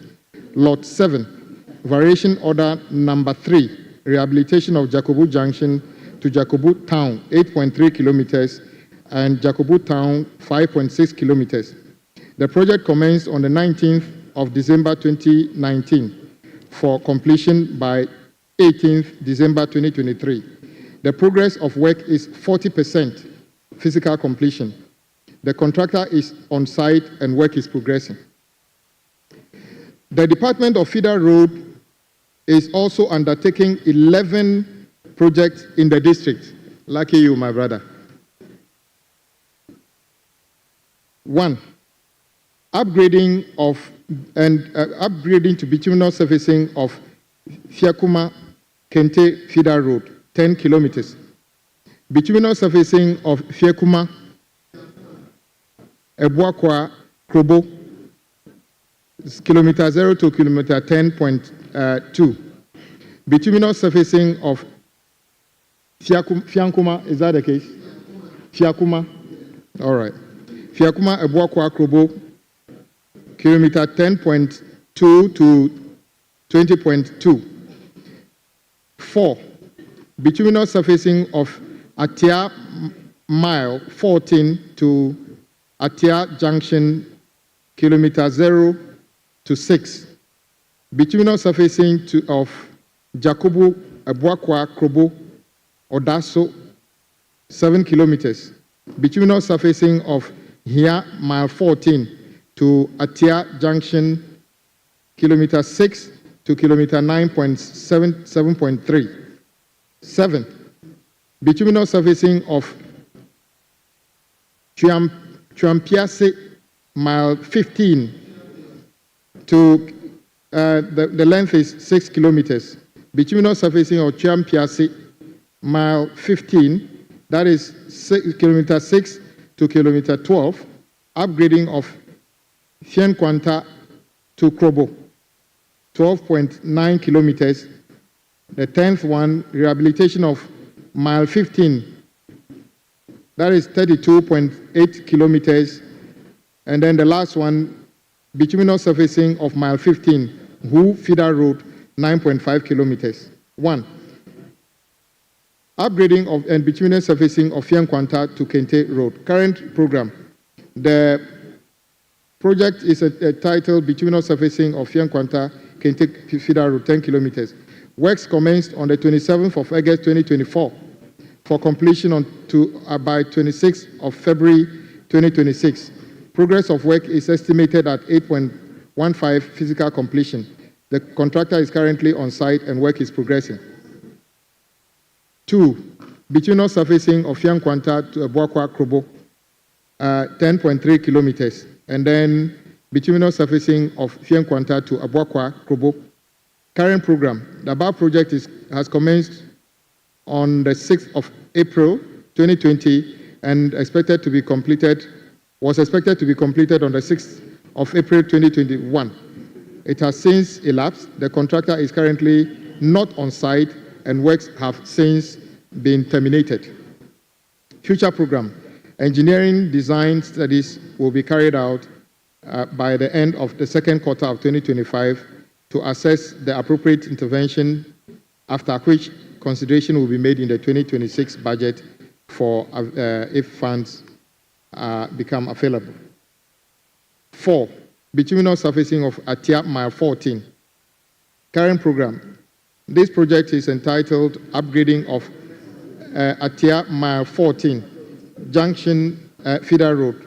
That's 6 kilometers to bituminous surfacing. This project is supposed to be funded by Cocoa Board. The works commenced on the 22nd of September 2016 for completion on the 21st of September 2017. The progress of work is estimated at 68%. The contractor is currently not on site and the works have since been recommended for termination. Future program. Engineering design studies will be carried out in the third quarter of 2025, and upon receipt of that, preparations will be made for that to be captured in the 2026 budget. 5. Bituminous surfacing of Jakobu, Abuakwa Krobo, Odumase Road. Current program. This project is entitled Upgrading of Jakobu, Krobo, Odaso Project, 7 kilometers to bituminous surfacing. Works commenced on the 3rd of May 2016 for completion on the 4th of May 2017. Progress of work is 65% physical completion. Contractor is not on site and works have since been recommended for termination. Future program. Engineering design studies will be carried out by the end of the third quarter of 2025 upon termination of the contract to assess the appropriate intervention, after which consideration will be made in the 2026 budget. 6. Bituminous surfacing of here Mile 14 to Atia Junction. Current program. This project is entitled Bituminous surfacing of here Mile 14 to Atia Junction to bituminous surfacing. It was supposed to be funded by Cocoa Board. The works commenced on the 31st of October 2016 for completion by 30th of October 2017. The progress of work is estimated at 10%. The contractor is currently not on site and the works have been recommended for termination. Future program. Engineering design studies will be carried out by the end of the third quarter of 2025 and then after the termination of the contract, after which the necessary interventions will be recommended for the 2026 budget. 7. Bituminous surfacing of Chuapiase Mile and then to bituminous surfacing of Chuapiase Mile 15. Current program. The project was commenced on the 14th of May 2020 for completion by 14th of May 2021. Contractor is currently not on site and works have since been terminated. Future program. Engineering design studies will be carried out by the end of the second quarter of 2025 to assess the appropriate intervention, after which consideration will be made in the 2026 budget. 9. Upgrading of Fiason Kwanta, Kronko, and then other roads. Current program. This project is titled Upgrading of Fiankwanta, Kroko, Feeder Road to bituminous surfacing. It was supposed to be done under Cocoa Board funding. Works commenced on the 2nd of March 2021 for completion by 1st of March 2022. Progress of work is just 4% physical completion. Contractor is currently not on site, and works have since been recommended for termination. Future program. Engineering design studies will be carried out by the end of the third quarter of 2025 upon termination of the contract to assess the appropriate interventions to be made for the 2026 budget. 10. Rehabilitation of Mile 15 to Jamitan Hunu and other roads. Mr. Speaker, the funding for this project is to be from Cocoa Board. The works commenced on the 14th of June 2021 for completion on 13th of June 2023. The contractor is currently not on site, and works have since been recommended for completion. Future program. Engineering design studies will be carried out by the end of the third quarter of 2025 upon termination of the contract to assess the appropriate interventions to be carried out in the 2026 budget. 11. Bituminous surfacing of Mile 15 to Hu Feeder Road. Current program. This project was supposed to be funded by Cocoa Board. Works commenced on the 14th of June 2021 for completion by 13th of June 2023. Contractor is currently not on site, and works have since been terminated. Future program. Engineering design studies will be carried out by the end of the third quarter of 2025 upon termination of the contract, and a recommendation will be made for consideration in the 2026 budget. Thank you, Mr. Speaker.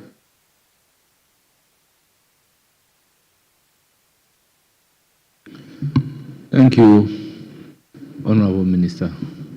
Any follow-up? I'm grateful, Right Honorable Speaker.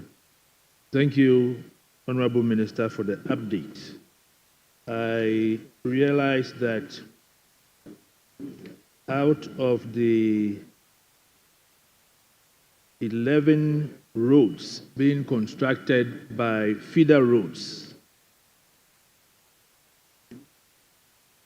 the contractors for 10 of them have abandoned the site. Very disturbing experience.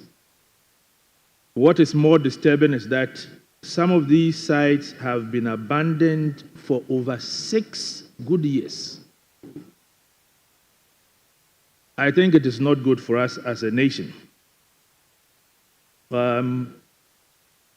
Can you assist this House, if you know, as to the reason why these contractors have abandoned their sites? Not only these contractors, I think it's a canker, it's everywhere.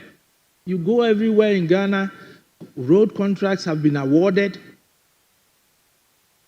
and I don't know if it is the practice of contractors to take contracts, you sign them, you assure the government of Ghana that you are going to embark on this contract, then you just visit the site, the next moment we realize you are not there.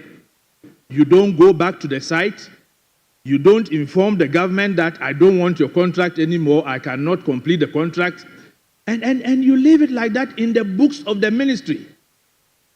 If we had not embarked on this exercise today, the minister would be sitting in his office thinking that, yes, all these roads have been awarded. I think it is a bad practice. Mr. Minister, can we know what the causes are? Is it that the contractors don't get the cooperation of the government? Is it that the contractors are incompetent? In fact, I have on several occasions witnessed contracts being awarded to certain people.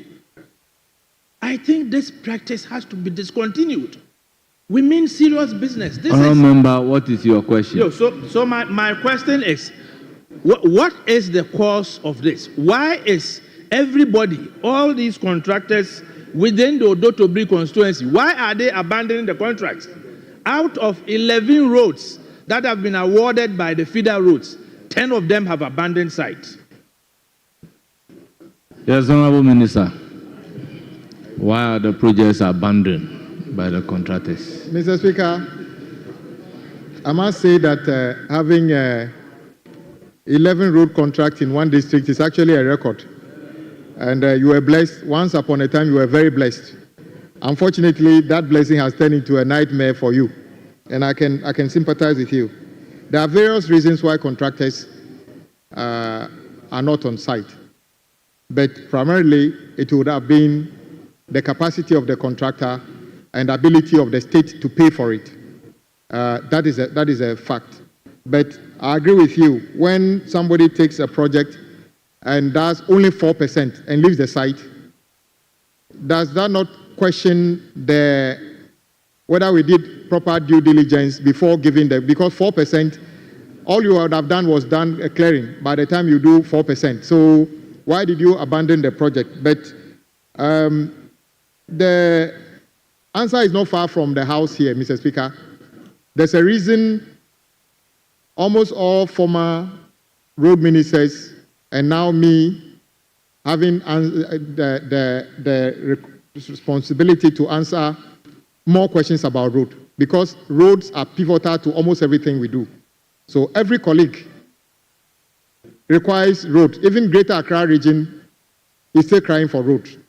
You can imagine what those of us in the villages have to be crying for. So it is a matter of us having, as a country, perhaps paying a bigger attention to how we fund roads. Mr. Speaker, I keep asking questions. Why is it okay for everybody to feel that we have rivers, but when we want to bring water to our homes, we fund the collection of that water, treatment and distribution, and it's paid for. The same thing, Akosombo Dam, the river water is there. We use money to dam it. For you to use electricity, you have to pay for it. But somehow, we believe that we can build roads and everybody use it for free.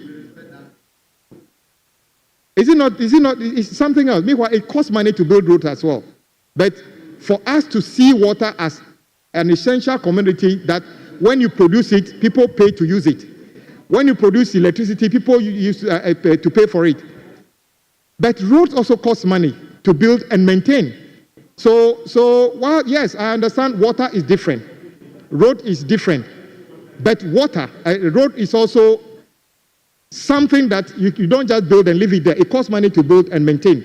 So how we fund the construction of maintenance of road, we should pay the same attention to the way we produce water and distribute and electricity. That is the only way out. And Mr. Speaker, the proposal to bring back the road toll is just a fraction of it. Elsewhere, you have to do more to be able to fund roads. And as a House, we've been discussing this. Maybe at the right time, Mr. Speaker, we need to discuss further whether, for instance, nobody can tell me that we will be able to fund or pay off the debt of the 20 billion this year. By the time you finish paying the 20 billion, Mr. Speaker, there will be more certificates that have come in because contractors have worked. I don't believe the Ghanaian contractor is lazy or deliberately decide to take projects and abandon them. They are business people. They've invested in equipment and the staff and other things. They couldn't have just abandoned the work for the sake of it. Something compels them. And I'm saying that on majority of the occasions is the inability of the state to honor our part of the contract, that is to pay for works they've done. And I think we should pay more attention to that, irrespective of which political party is in power. If we fail to generate our own resources, sustainable resources for road construction and maintenance, this problem would come and go, and then nothing will change. So hopefully, one day we'll find a solution to this. So, my colleague, I sympathize with you, but all these roads are necessary in your constituency and other colleagues' constituency. We'll do whatever we can to repackage them and see if we can get them done so that your community would have better roads. Thank you. Any further question? That is so right, Honorable Speaker. Honorable Minister, my next question is in relation to paragraph 123 under I, where you informed this House that the contractor is on site and work is progressing. To the best of my knowledge, the contractor abandoned the site even before the end of 2024. He has not returned to site, and I do not know if he intends to do that. Would you want, or do you think it would be in the right direction to write to the contractor to make him aware of his obligations as the contractor for that project?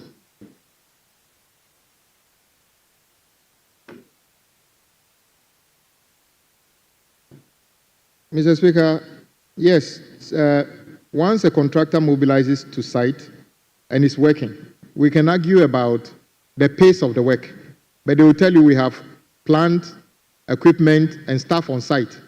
So the pace of the work may be slower, but when you look into the contract, that is still contractor on site. But there are some that the contractor is completely packed off site. In fact, they can even tell us they are not interested in the work. So that is the difference. The one you are talking about, the contractor has capacity to complete the work. The difficulty is that cumulatively, the amount of money owed to that contractor is significant. So it's almost difficult for him to continue working. But I agree with you. All we can do is to appeal to them. And I must say that without mentioning names of contractors, I am also aware that there are other contractors in similar situations who continue to hold themselves accountable and are on site working they can. So those ones, maybe we need to commend them for the sacrifices they are making, because it's not that easy. I know that it's tough on some of them, but maybe, I don't know how they fund it, but some continue to work even though we are unable to honor their certificates the way we should.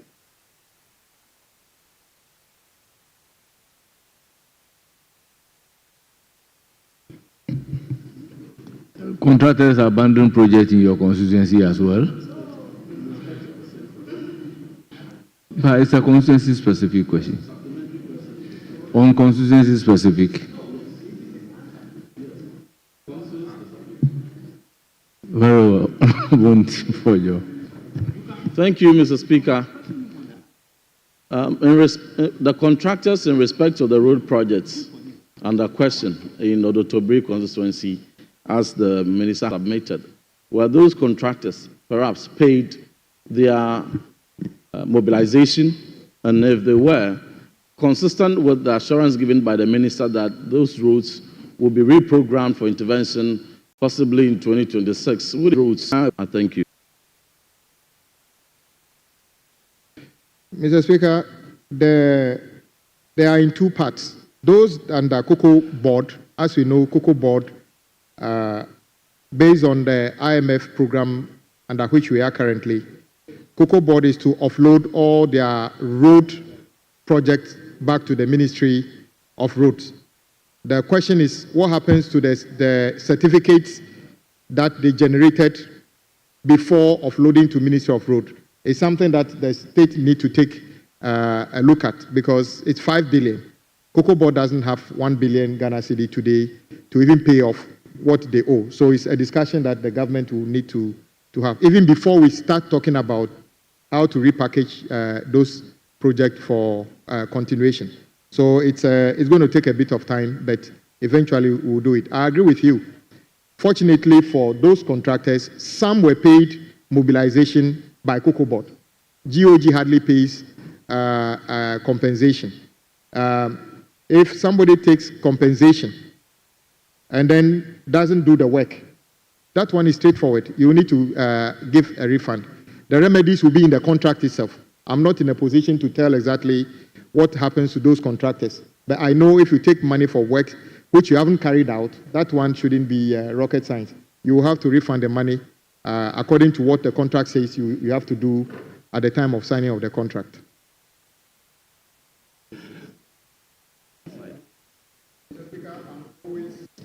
I'm always visiting project sites. I can tell you this weekend, whilst you are relaxing at home, I'll be on the road somewhere, not Jacobo, somewhere else. I'll get there one day. Honourable Member, this weekend we have a post-budget workshop. Mr. Speaker, thank you very much. Mr. Speaker, I know that the rules are very clear about the questions and the fact that we should be constituency specific because of the nature of the question. But, Mr. Speaker, I want to really support the road minister. Mr. Minister, I think that there's something that should be very clear in your mind. Even though this side, the previous government, we stopped the road tolls because we didn't want to burden e-levy and road tolls at the same time. There's nobody from this side who's against road tolls. I'm saying also that the previous minister, Sensu, actually brought the electronic road tolls for ends, and cabinet adopted it. So please go ahead. And I think you should broaden it, just the ordinary, the normal road tolls. Otherwise, trust me, we can't fix our roads. I know that if you go to South Africa, you just pass, you don't stop, and then that beep sign comes and people pay. If you don't do that across the whole country, in all the major roads, you will not be able to fix a single road. 4 years deteriorates worse. So my question is, when are you bringing it? When? Because you should do it, trust me. If you don't do it, you're going to have problems. Honorable Native Wood, the question doesn't relate to question number 59, but I would allow the minister to provide an answer. Mr. Speaker, I want to take the opportunity to highly commend my colleague for the position he's taken. The issue about road funding, and I might take the opportunity to also pay tribute to one of our former colleagues, Honorable Adiomi. I remember very well those days that we were struggling to improve the accruals to the road fund. He was the ranking member, and he supported the call for the increase in how much fuel levy goes into the road fund. That is why we moved from the annual 250 million Ghana cedi to 1.2 billion at the time. So the road toll is coming back. We sent a concept note to Ministry of Finance. They have given us approval. The technical works are being done, and we are going full electronics. We don't intend to build any physical tolls on any road. And then all the challenges people talk about, how do you collect the money and everything. I jokingly said, if President Mahama were to say that everybody in Ghana should get a phone number, a Momo number to receive 1,000 today, everybody will be able to get it. The same way we are going to be able to implement the road toll. We'll select the most efficient technology that makes sure that it is fair, and then the accruals are safe and easy for everybody to pay. And whatever we collect goes only to funding of roads, not into a consolidated fund where somebody will decide whether to give us the money for road or not. It has to be entirely for road-related expenditure. And I will come to the House with that. And then I want to thank my colleagues for when. We are hoping that by April thereabout, we should be going for RFA, request for proposal, both technical and financial, so that we can go ahead with it. Thank you very much, Mr. Speaker. Honourable members, leadership.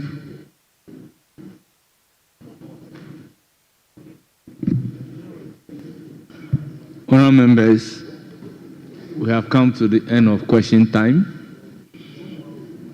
On behalf of the House and on my own behalf, I thank the minister responsible for attending upon the House to answer questions. Honourable Minister, you are discharged on Ghana's cocoa production and the global chocolate industry. In the name of Honourable Nana Osei Ajay, Member of Parliament for New Job and North Constituency. Honourable, you have the floor.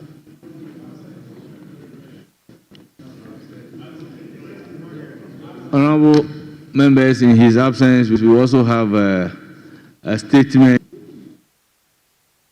by the Member of Parliament for DAF on the urgent need for reconstruction of the Wa-Bole-Techiman Road.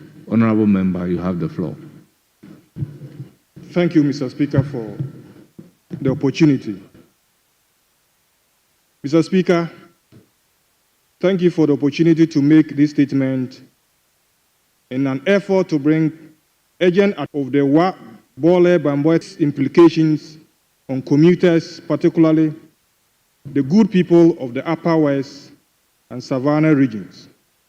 Mr. Speaker, the importance of good road network to the economic growth of these regions and the country at large cannot be overemphasized, particularly, Mr. Speaker, for regions which do not have alternative means of transportation. Road transportation is a critical artery to their economies, enabling access to markets, boosting tourism, creating access to jobs and educational opportunities, as well as enabling access to healthcare and other essential services. Ultimately, a good road network provides the opportunity to stimulate economic growth and social progress in these regions and the country at large. Mr. Speaker, one such important road network with enormous economic and social benefit to the people in these two regions and Ghana at large is the Wabole-Bamboy-Techima route. It is an N12 trans-ECOWAS route that links the Upper West and Savannah region to the southern part of Ghana and neighboring Burkina Faso. Mr. Speaker, it is sad to state that the road is very deplorable beyond description, to the state that the social and economic benefits of a good road network are lost on the people. The deplorable condition of the road continues to pose severe challenges and hardships to commuters and communities along it. The road is characterized by large and deep potholes, weak culverts, and completely dusty as all the coal is removed. Mr. Speaker, the implications are innumerable. The safety and the security of commuters is greatly compromised, as they are subjects of frequent and indiscriminate armed robbery attacks, and in some unfortunate situations, resulting in deaths. Mr. Speaker, most worrying is the spate of accidents solely attributable to the bad road network. Common occurrences include bursting of vehicle tires and vehicle collisions in drivers' attempt to dodge potholes, amongst others. Mr. Speaker, the cumulative effect is that the road is unsafe in all regards and extremely tortuous long. A journey which would naturally take less than 12 hours from Accra to Wa takes an average of about 18 to 20 hours or more. Worse is that transport owners, including the state transport company, have started avoiding and even abandoning the road to the detriment of communities around that stretch. Mr. Speaker, even though the importance of keeping this road in good shape is not lost on government, the neglect of the road for close to a decade without maintenance has left the entire road network in its present deplorable state. Even though chiefs, commuters, drivers, and members of parliament from the two regions from both sides of the political divide have made several appeals to the past government to fix the road, the situation has not changed as the condition of the road continues to deteriorate by each passing day. And although the immediate past regime announced the award of a portion of the road to a contractor before it exited power, the contractor is yet to commence work on site. Also, the bad road network has significant toll on the health of commuters and settlers. The long sitting hours poses severe health challenges to the passengers. Respiratory diseases are equally rising among communities along the road due to the daily inhalation of dust. Patient transport is equally negatively impacted, with reports of deterioration of medical conditions of patients who are referred to the Upper West Regional Hospital and beyond. Mr. Speaker, the road, if not urgently attended to, will continue to slow down economic and social activities. Cost of transport, prices of goods and services, access to markets, tourism, and investment drive will further take a nosedive. In conclusion, Mr. Speaker, fixing this road as soon as possible will allow for easier movement of goods and services to markets and facilitating trade to boost economic growth. It will reduce vehicular wear and tear, leading to lower transportation costs for passengers, businesses, and commuters, while enabling faster delivery times and improved supply chains, enhancing overall productivity and, by extension, attract more businesses and investment to the region. This will help create jobs in these regions for the unemployed youth. It will further boost tourism and reduce the negative impact cited such as accidents, robbery, and deaths along the road. Mr. Speaker, my position is therefore to appeal to the President of the Republic through the Minister responsible for roads and highways to, as a matter of urgency, cause the immediate rehabilitation or construction of the road. Thank you, Mr. Speaker, for the opportunity. Thank you very much, Honorable Sandari. Yes, Honorable Peter Tobu Lanchiri. Thank you very much, Mr. Speaker, for the opportunity to contribute. Mr. Speaker, speaking about the road from Techman to Wa requires some bit of energy to stand in Parliament and speak, because all of us, as we sit here from that stretch, constituents are threatening that if that road is not fixed, we should not even come home. Drivers are threatening that if that road is not fixed, they will abandon the road. Mr. Speaker, VIP from Wa to Accra used to use 9 hours. Today, VIP is using 18 to 20 hours. Mr. Speaker, STC is using between 20 to 22 hours because STC prefers to use the bypass between Sola and Foforoso and cut across to Techman, abandoning the Sola Techman portion of this road. It is quite sad to realize that a journey of 9 hours is becoming a journey of 18 hours. Mr. Speaker, if we believe that time is money, we are wasting 9 additional hours for the same stretch of road. What is more important and very sad is the fact that the spate of accidents on that road, because of the bad nature of the road, threatens lives and properties.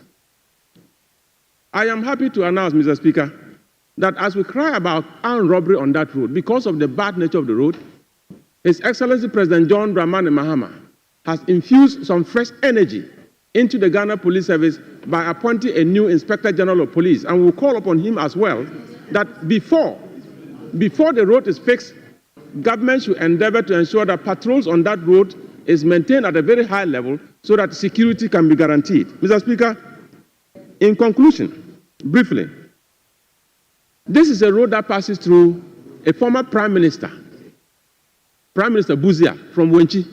It is a road that passes through the current president, Mr. John Dramani Mahama Bole. So it is therefore a very important road. And apart from that, this is a road that leads to Burkina Faso. We know that in the near future, we'll be talking about a rail line from Tema to Ouagadougou. But until that is done, let's have a better route to be able to enjoy transport home and back.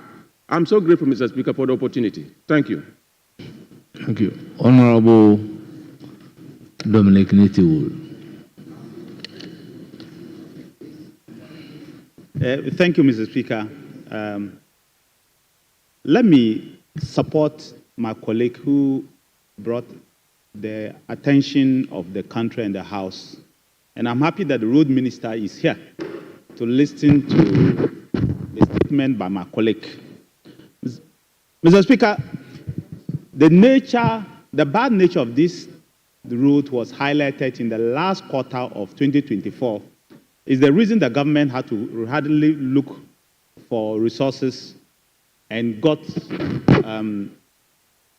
the Minister of Finance to issue a commencement for portions or a portion of that road that was awarded. Mr. Speaker, it's really a very terrible road. That is leading to a regional capital. If you get that road not done, if that road is not done, it will mean that the Upper West will be cut off from having any good route to the Upper West. Because from Bolga's side, the road is not good.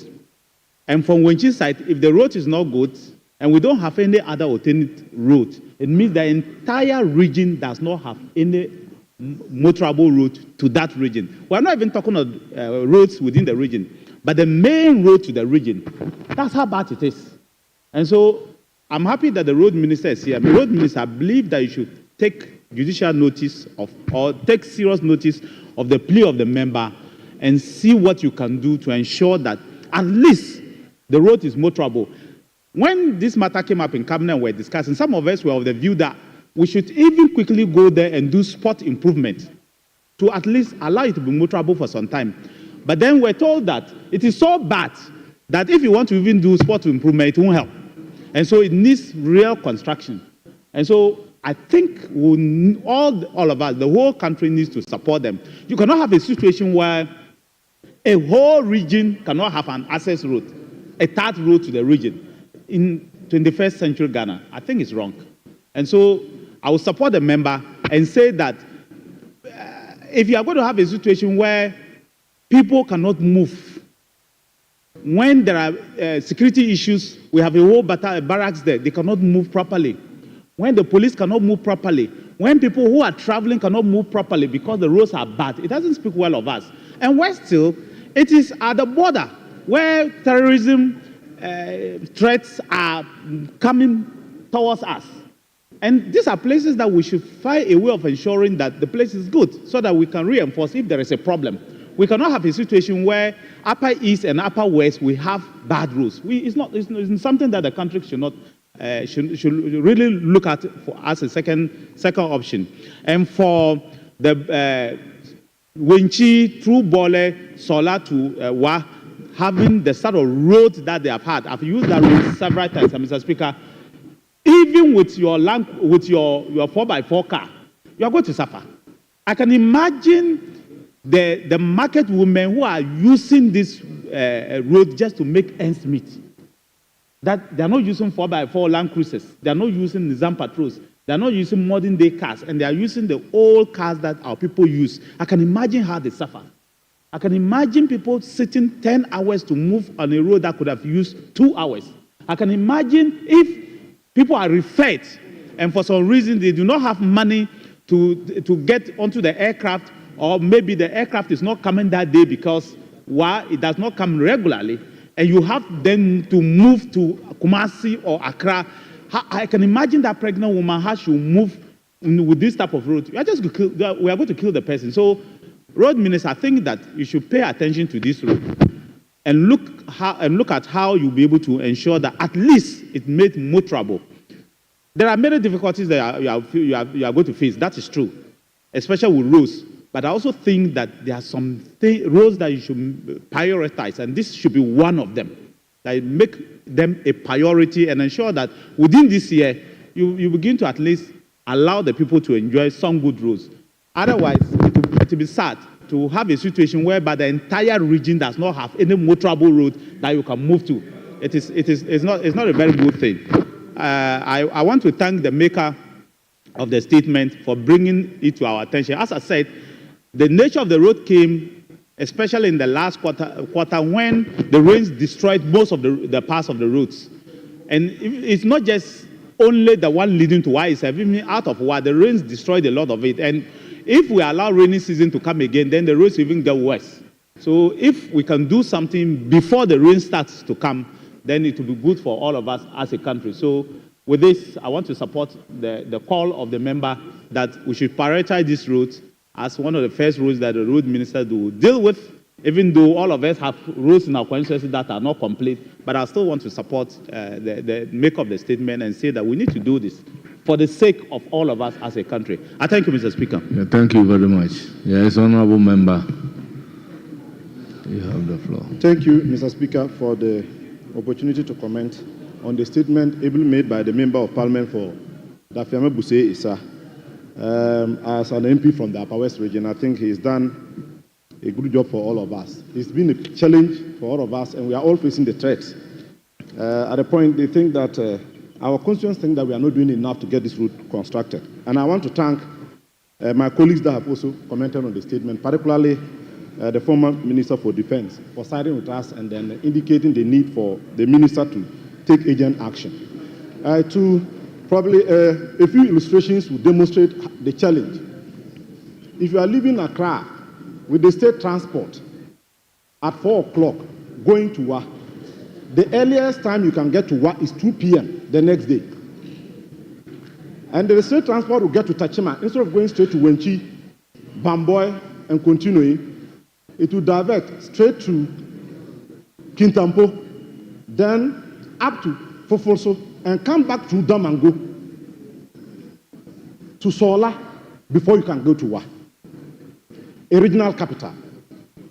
Wa is was the youngest regional capital before the creation of these other regions. And we know the challenge. Already we are struggling to catch up with development with the other regions.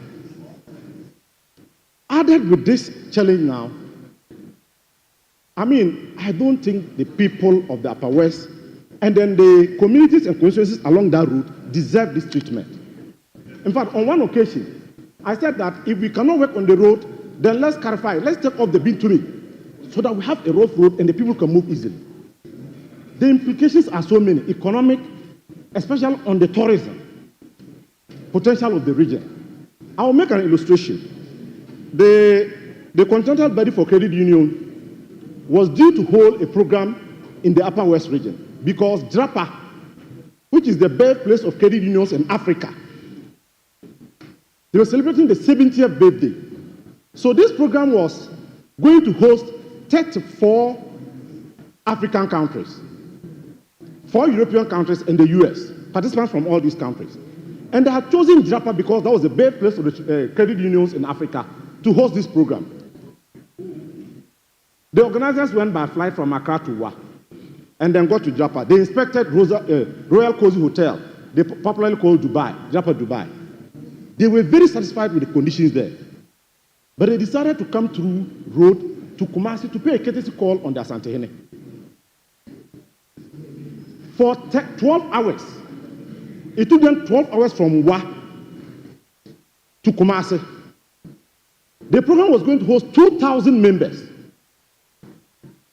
As I speak to you, Mr. Speaker, we have lost the opportunity to host the program. There are a lot of tourist sites these people have taken advantage of. And then our communities who have benefited economically from their visit. We have lost that potential. We have lost that opportunity. Most of us listen to City Heritage Caravan. When they were questioned why they've never been to Upper West, they said the security of the people. They couldn't gamble with their lives going on that road. That is the road we use every time. It's affecting every sphere of our lives, even we MPs. If I want to get to my constituency and I leave now, I'll probably get there tomorrow in the afternoon. I've burst my tire on that road severally. Security concerns. In this house, I had the opportunity and the very sad and honest duty to contribute to a statement regarding a colleague who passed, my schoolmate, late Richard Badombi, a lawyer who was shot dead on that road. So the situation is quite dark. I do understand the passion of the road minister.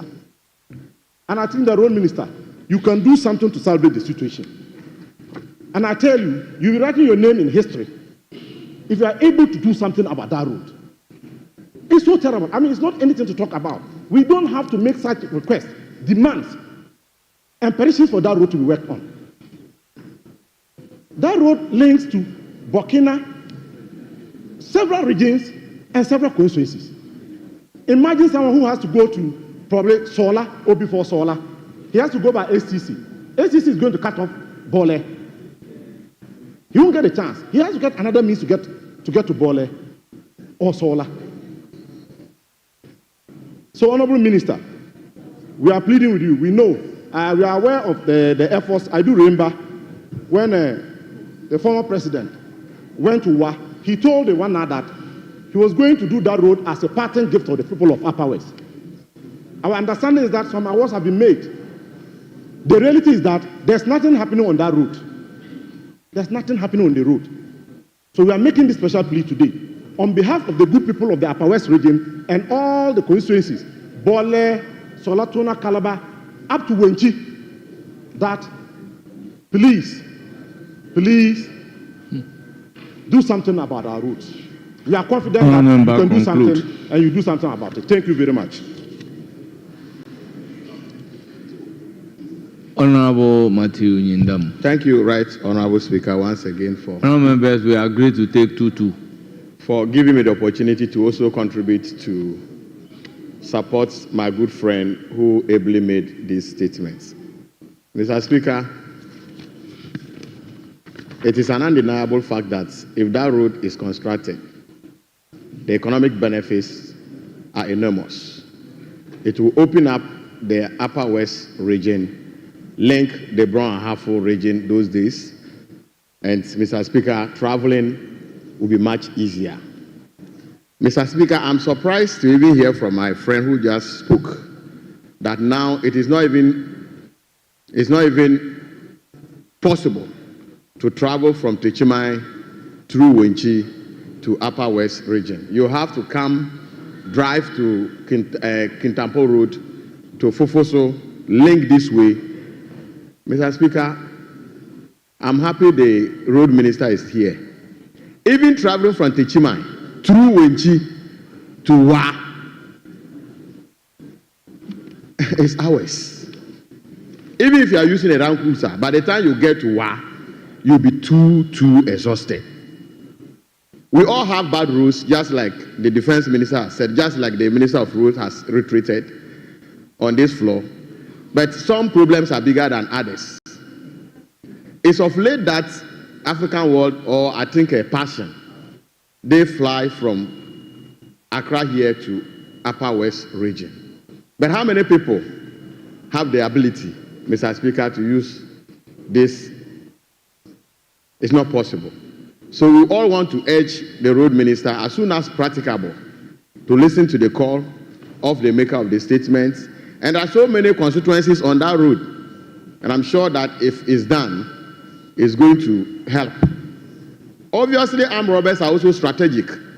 They will look at where the roads are very bad, where cars or vehicles will slow down, and they will obviously launch attack at that particular spot. And people lose their lives, people lose their little incomes that they've made, and the market women, especially, they suffer. They lose a lot of money. So we all want to urge the road minister to quickly, we know things are difficult, but it's doable. Please come to their aid, and then at the end of the day, just like he said, your name will be written in the Guinness Books of Upper West region. Thank you very much, Mr. Speaker, for the opportunity.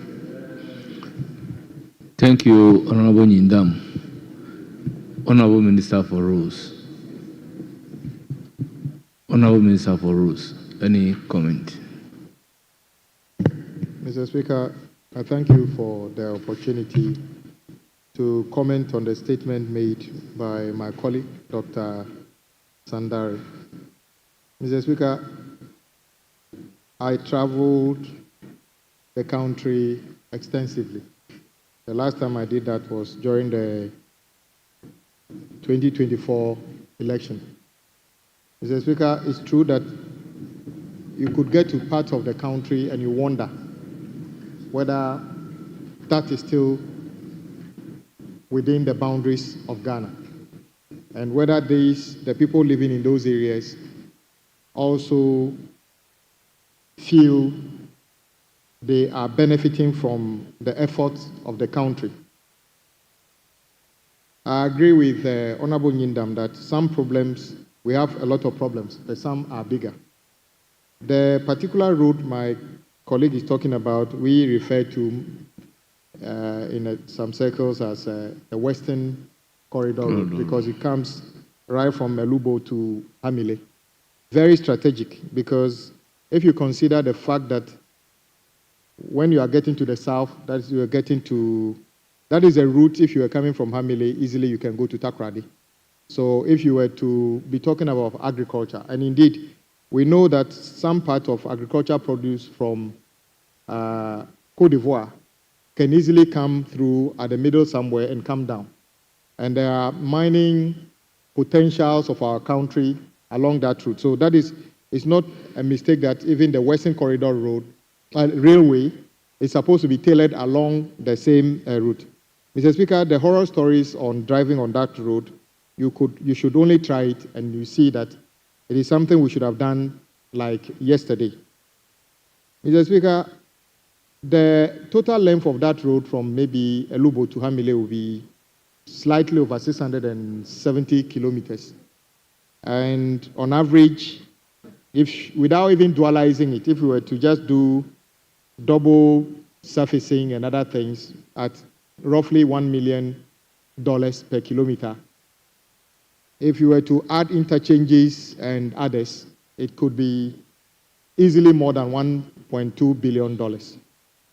But it is an investment because the values we derive from that are more than that. It's true that, as the former defense minister, my colleague, said, somewhere last year, a decision was taken to award a section on contract. But those who ply the road know that, as we speak, there isn't much going on because, without saying much, no funding was made available for that because the same contractor who is supposed to be doing this is also asked to do something somewhere where he has invested money and is not being paid. So even that one is also, let me use ordinarily abandoned. Now, the section he's referring to, that is Techiman. We refer to Techiman Solawa. It's not about President Buzia or President Mahama. It is just a road that ought to be done. The section from Techiman Solawa is also more than 320 kilometers. What is under contract is just over 100 and something kilometers. So there are gaps that needed to be closed. In my mind, we still need about $500 million to be able to do a lot of work on it. But, Mr. Speaker, it has to be done. The President has instructed that to be part of what he calls the big push. So the Techiman Solar Wa is part of the big push, which we are putting together. His point is that it must be fully designed, costed, so no knee-jerk reaction by just asking a contractor to go and start, because we have got too many examples of that. I just gave you an example of this. Accra Kumasi is a double direction, single lane road. We want to dualize. So we want to build bypass. The bypass, 1.9 billion. And when I was there the last time, when I got to the ministry and they presented me with a variation order of 1.7 billion. And I'm like, how can you have a project of 1.9 billion and you want a variation of 1.7 billion? What is the justification for it? Did you start it in the night or you didn't know what you were doing? What they told me was that they started the project by flying a drone over the alignment. And the contractor said when they got to the site, they realized that they couldn't see on the drone image that there were galamsey and things under there, and there were valleys. And by the time they actually prepared the land and everything, the money was finished. That is why they needed $1.7 billion extra. As we speak, that is not even resolved. In fact, so all the investment we have done on the Kumasi bypass, not a single of the lots is fit for purpose today. None of them can be used. Meanwhile, the money is finished. The closest is 90-something%. It's in the middle of somewhere. So it's not even connected to the main Kumasi Road. That is not a prudent way of using money. And it's a knee-jerk reaction in terms of, oh, let's do something. I'm telling you, sit down, I'm not talking about politics. I'm saying this. I'm saying that I'm talking about a situation. I'm talking about a situation.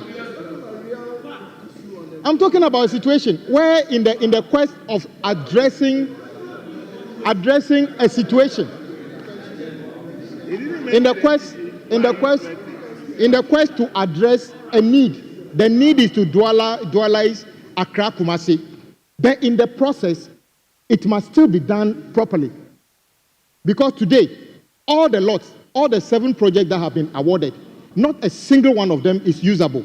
Meanwhile, the money allocated is largely spent. You understand? And I'm saying that even the lot that is... Honorable Minister for Rules, Honorable Deputy Minority Leader is on her feet for some time. Yes, thank you, Mr. Speaker. Mr. Speaker, we all heard the statement that was made on the floor. And it had nothing to do with the dualization of Kumasi Road. I wonder why the minister has taken that tangent and expressly mentioned that he's not doing politics. It is very clear. Honorable, you have to speak to the issue. And please, stop deviating for that. Mr. Speaker, I'd like to crave that indulgence and ask the minister to speak to the issue. Thank you. Mr. Speaker. Honorable Nitiwood, a point of order has been raised. So once a point of order has been raised, it is for the minister to take note and then conclude. So is he a point of order against a point of order? Yes, Mr. Speaker, I'm raising a point of order. Why? Point of order against point of order? No, the point of order against what he said. Please, one point of order suffices. Mr. Speaker, it's in the interest of the nation. One point of order suffices. Honorable Minister, conclude. Oh, really?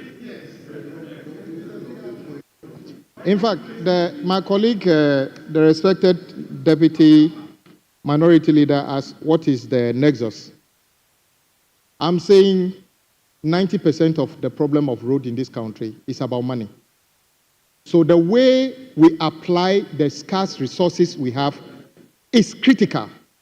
I cited the bypasses on Accra Kumasi Road because I haven't seen a worse situation as that.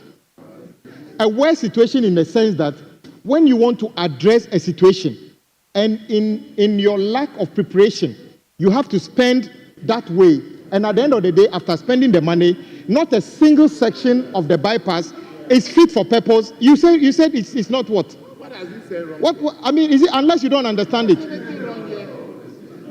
Mr. Speaker, can they allow me to just go on? You see, it is, Mr. Speaker, misleading the House. Now what? Mr. Speaker, the road minister said, the former defense minister says he's got information. Allow him to give the information. Mr. Speaker, thank you very much. Mr. Speaker, the honorable member is misleading the House. Mr. Speaker, I cannot sit here and not tell the House and possibly the country the truth. Mr. Speaker, I sat in cabinet when the former road minister brought this contract to cabinet. Mr. Speaker, the contract was brought to cabinet, the designs were brought, it was debated, and the amounts were attached to it. The contractors signed to roads that were designed, the amounts that were given, and they signed and said they could do the work. If today those contractors are asking for vibration, you should hold them responsible. Because there were designs to the roads. I was there, I saw it. The debate in cabinet we debated it, even as to, because we needed to vary resources from another contract to that particular contract. And you know where we varied it from. So the money was there. We designed, the roads were designed, and the contractors signed to it and said, well, we can do these roads at this price. We can do these roads at this price. If today a new government has come and the contractors come and tell you that we will not be able to do it, you should find a way of asking those contractor questions. That's how contracts are done. You should ask them, because the contractors are not looking for variation. They are looking for, because you cannot do variation more than 15%. That is not a variation. That's a new contract altogether. It's a redesign. So if the contractors are looking for variation, then you don't give them more than 15%. That's variation. That's what the law says. But to say that there was no design is not true. There was design on the roads, and those contracts were awarded. I saw them. I can bring you the designs. I thank you, Mr. Speaker. Mr. Speaker, Mr. Speaker, Mr. Speaker, let my colleagues just relax. You see, I said to you, this issue is an issue, Mr. Speaker. This issue is hold on. It's an issue as a road minister. I'm ready to escalate for a full-scale investigation, Mr. Speaker. Just to let you know, the contract is a design and build contract, so you wouldn't have seen a design at the time in cabinet because the contractors got to start the design when they started job. So what you saw at cabinet can never be a design because it is a design and build contract. So there was not a design at the time you were contracting. That is the whole essence of design and build. So whatever they showed you cannot be a design. Mr. Speaker, let us not. Mr. Speaker, Honorable Minister, I think you have responded to Mr. Speaker, Honorable Nitiwood. Honorable Nitiwood. Mr. Speaker. Honorable Nitiwood, you had your turn. I intend to recognize Honorable Anyimedu Enchi. Thank you, Mr. Speaker. Mr. Speaker, with respect, I would want to draw Mr. Speaker's attention to Order 93.5. Mr. Speaker, a statement had been made by a member, and comments have been made. And Mr. Speaker, because the road minister is here, the road minister, you were invited to contribute, whether you had any comment on that. Your comment, which should not be more than 5 minutes, and which should not provoke debate, is rather the opposite. And that's what the leader, our leader, the second deputy minority leader, was trying to draw your attention. Being a senior member of the House, Mr. Speaker, I pray that my brother should take you and then wind up on this. Thank you. Mr. Speaker, I believe my colleague who made a statement expected me to make a contribution, and a valuable contribution, because the issue at stake is a very serious one. Mr. Speaker, I said the nexus of this is that I see a lot of resources spent on roads which do not derive the needed value to Ghanaians. My colleague, the former defense minister, made comments as to if the road was not designed, why was it contracted? Because there are various forms of contracting. In the particular case of design and build, that is why it's called design and build. The responsibility of design is on the contractor. So, for instance, when the motorway contract came here, we all remember that. All we did was to have a financing agreement. The contractor now goes to do the design. Colleagues, it is important to note that the road we are talking about is very critical. What brought me to this point is that I said, because of the examples we have, where we have spent money and those roads could not be completed, President Mahama insists that the project under Big Push should be fully designed, costed. So no one turns around and brings us a variation which is more than 100% of a cost of a project, which is totally ridiculous to start with. And I agree with you.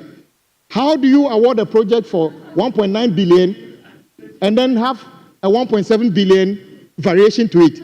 I don't know what was presented to your cabinet, but I can tell you the variation did not come in 2025.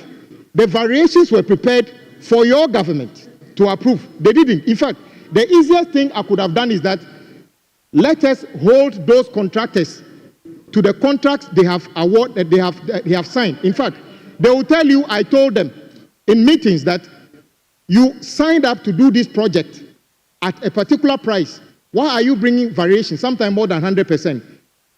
And the ministry themselves didn't make this comment to me alone. When we went for pre-budget hearing, they repeated the same comment in front of the finance minister, that the reason for the variation is because we only flew a drone over the alignment. We didn't know there were galamsey pits and everything under it. I'm telling you. Honorable Minister, conclude. In conclusion, Mr. Speaker, the road my colleague is talking about, is captured under President Mahama's big push. It is going to be very expensive. Speaker, Honorable Minister, conclude. Let me conclude. The effect of what I'm saying is that I'll be very, very, very happy if this side, you feel uncomfortable about what I'm saying. It will help this side not to repeat the same thing that you did. That is the effect of what I'm trying to say.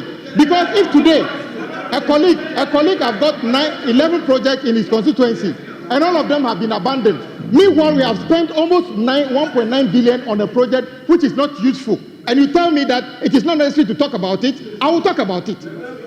So that this side doesn't repeat the same problems that you have done. It is not under you. So let me repeat. Honorable Minister. Let me conclude. Honorable Nitiwo, let it be on record that when you said that you saw a full design and cost of the bypasses on the bypasses, what you saw, no, you said they brought you design. No, what I'm saying, I'm telling you that whatever you saw could not have been the design, because it's a design and build. The design will be done on site. Mr. Speaker, I want to encourage my colleague. We are going to do that project so that the Western Corridor Road will be done, but we will only start it when we do full design and costing.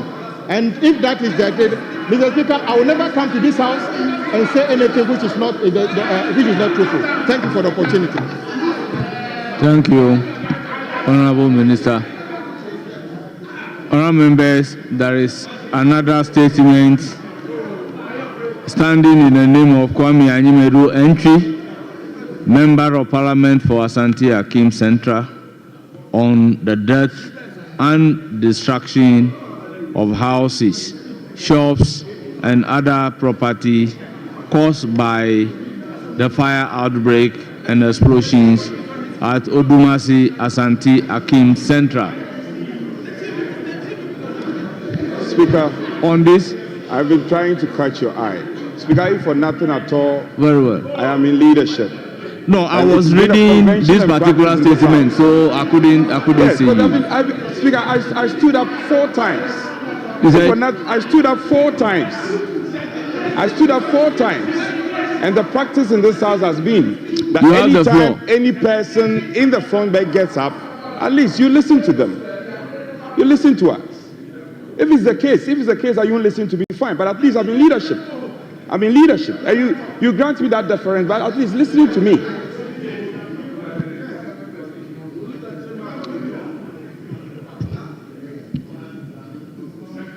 Thank you, Mr. Speaker, for the opportunity to make this brief statement on the mishappenings, the death and destruction of property within Asante Akim Central. Mr. Speaker, on the 5th of March 2025, between the hours of 18:30 and 19 hours, Asante Akim Central experienced an unfortunate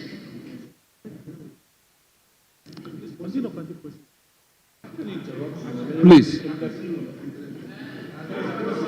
Mr. Speaker, thank you very much. Please. Sorry, yeah, but he didn't give us copies. We don't have copies. Mr. Speaker, I was requesting for copies of the statement because we don't have copies of the statement.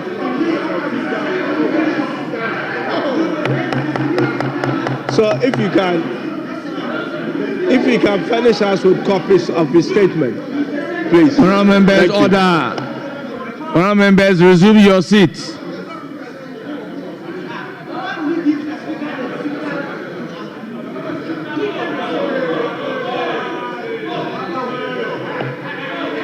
Honourable Anyimedu, you have the floor. Thank you, Mr. Speaker.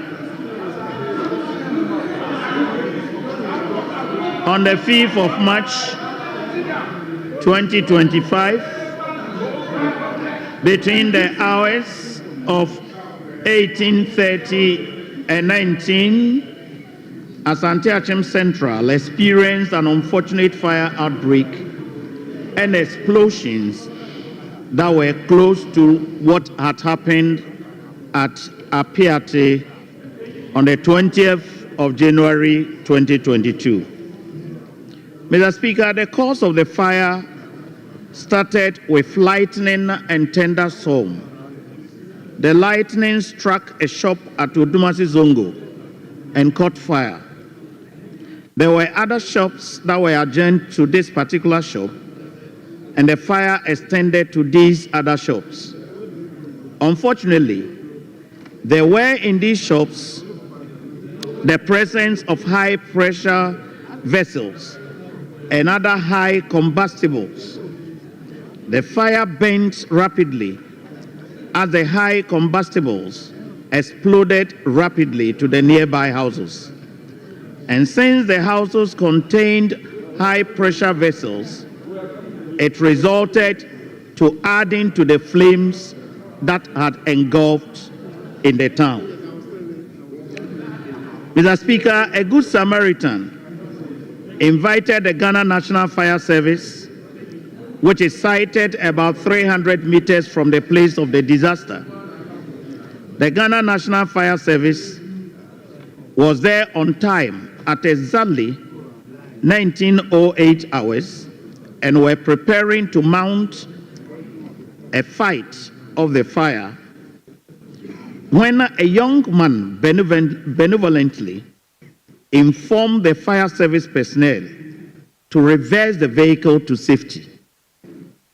Whilst the young man was leading the fire appliance to reverse to safety, there was another explosion that hit the fire appliance with registration number WRTFS318.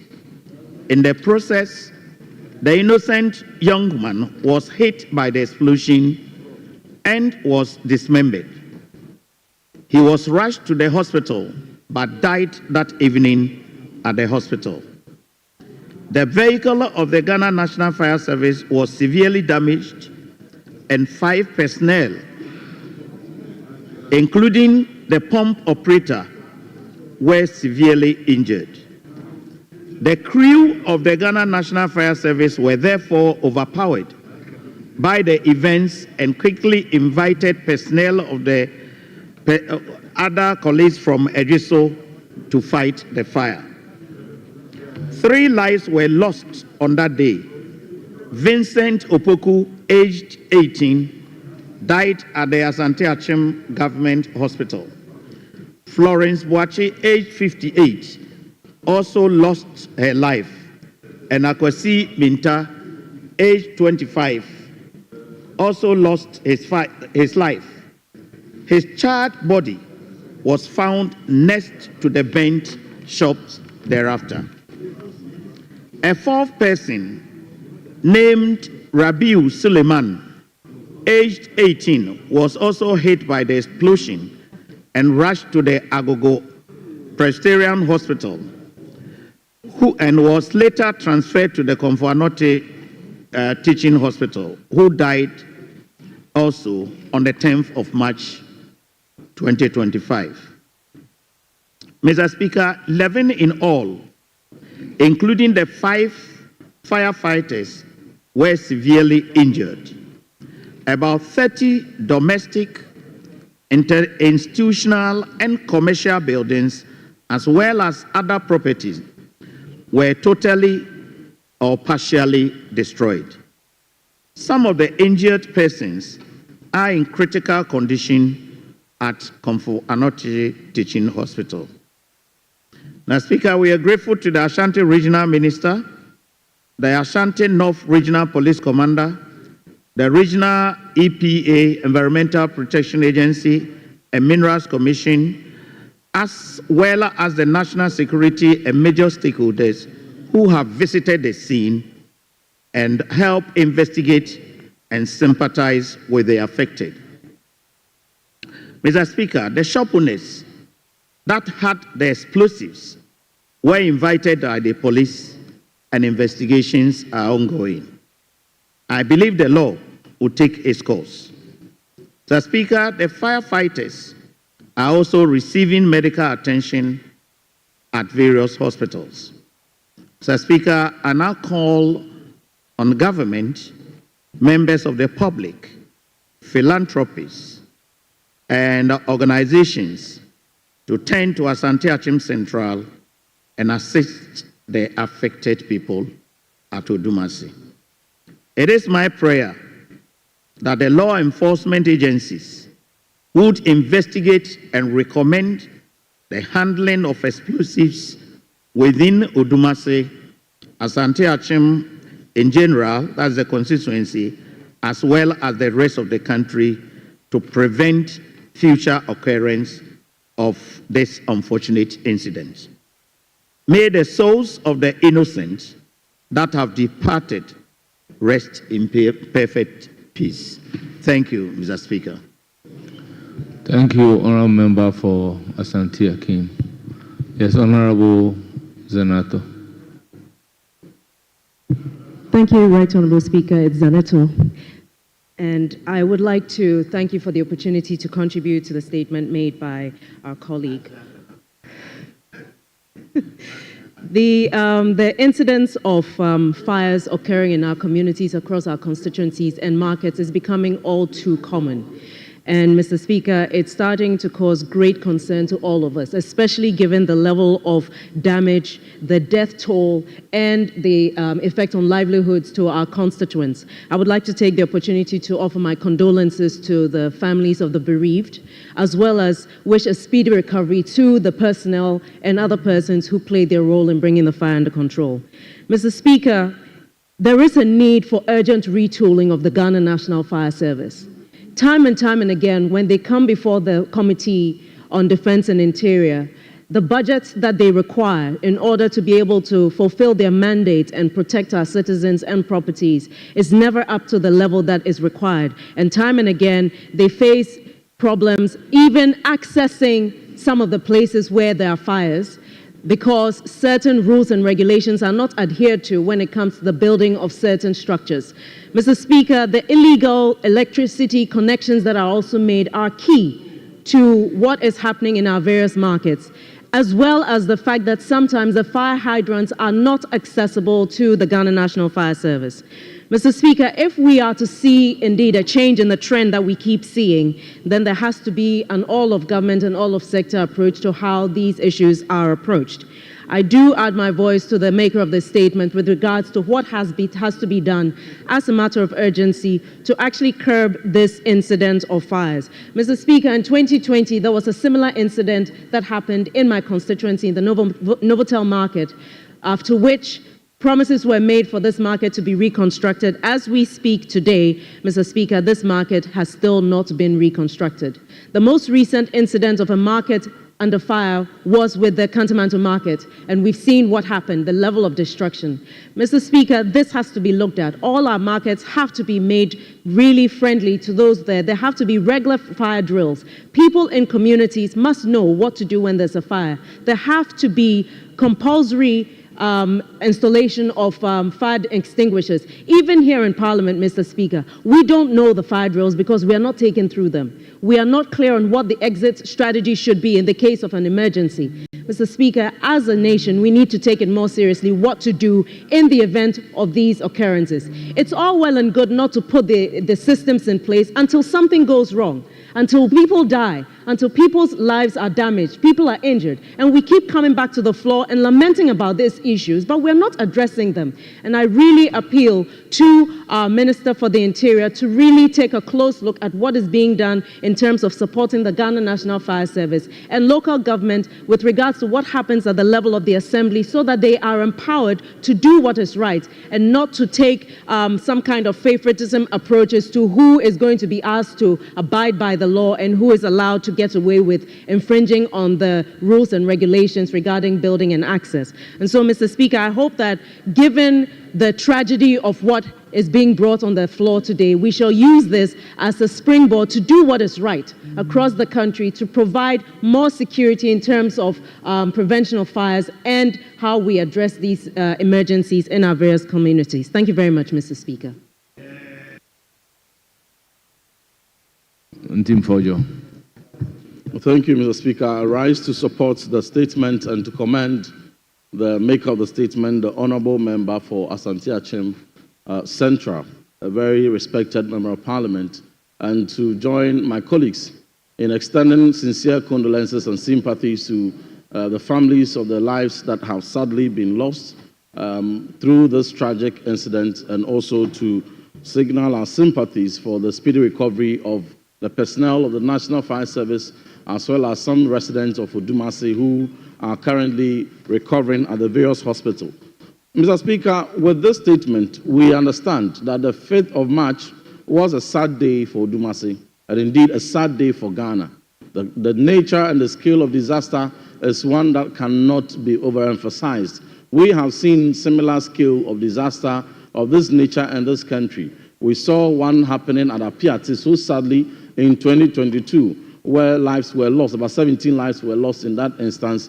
In this particular incident, we are told that currently some 5 persons have sadly lost their lives, and others in critical condition, with properties that have been razed down in explosion.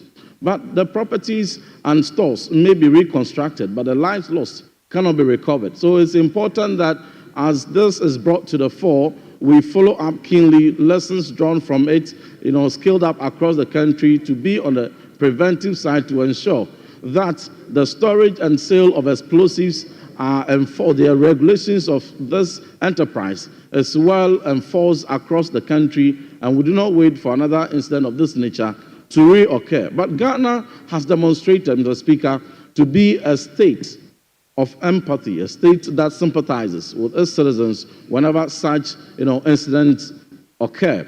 A reference to Apiate incident where the government, the state, led efforts in reconstructing the entire village, restoring livelihood to the community. Much the same example was demonstrated a few days ago when in the budget of 2025, when the budget was read by the Minister for Finance, we found expression in that same budget an allocation of 242 million cedis allocated to supporting victims of the Akosombo Dam village. Same was also seen an allocation of 200 million cedis to support the victims of the tidal waves affecting communities in Ketu South. These are very commendable budgetary allocations. Equally deserving are the people of Odumase. It is my appeal that the state, consistent with that same sympathy, would allocate a commensurate budgetary allocation, emergency fund of its kind, to support restoring livelihood to those who have lost their properties, who have lost their stores, and to even support the personnel of the Ghana National Fire Service who are currently pending recovery, who may never be able to return to work again, and to restoring the equipment that were destroyed in the process. But just as my colleague who earlier spoke has indicated, the Ghana National Fire Service, a time has come more than ever before that a complete retooling befitting of a state as Ghana is done to ensure that in every district we have the right equipment and fire tender available to be able to fight such incidents promptly when they happen. It took the support of the Ghana National Fire Service Station from Ajuso to travel all the way to support when the fire service at Odumase were empowered. So with these few words, Mr. Speaker, consistent with the rules of this House, may I invite you to refer this statement further to the committee on Defense and Interior and jointly with the Ministry of Committee on Finance to follow up on the investigations and subsequent support that the state could give in supporting the victims of this sad incident. I thank you, Mr. Speaker.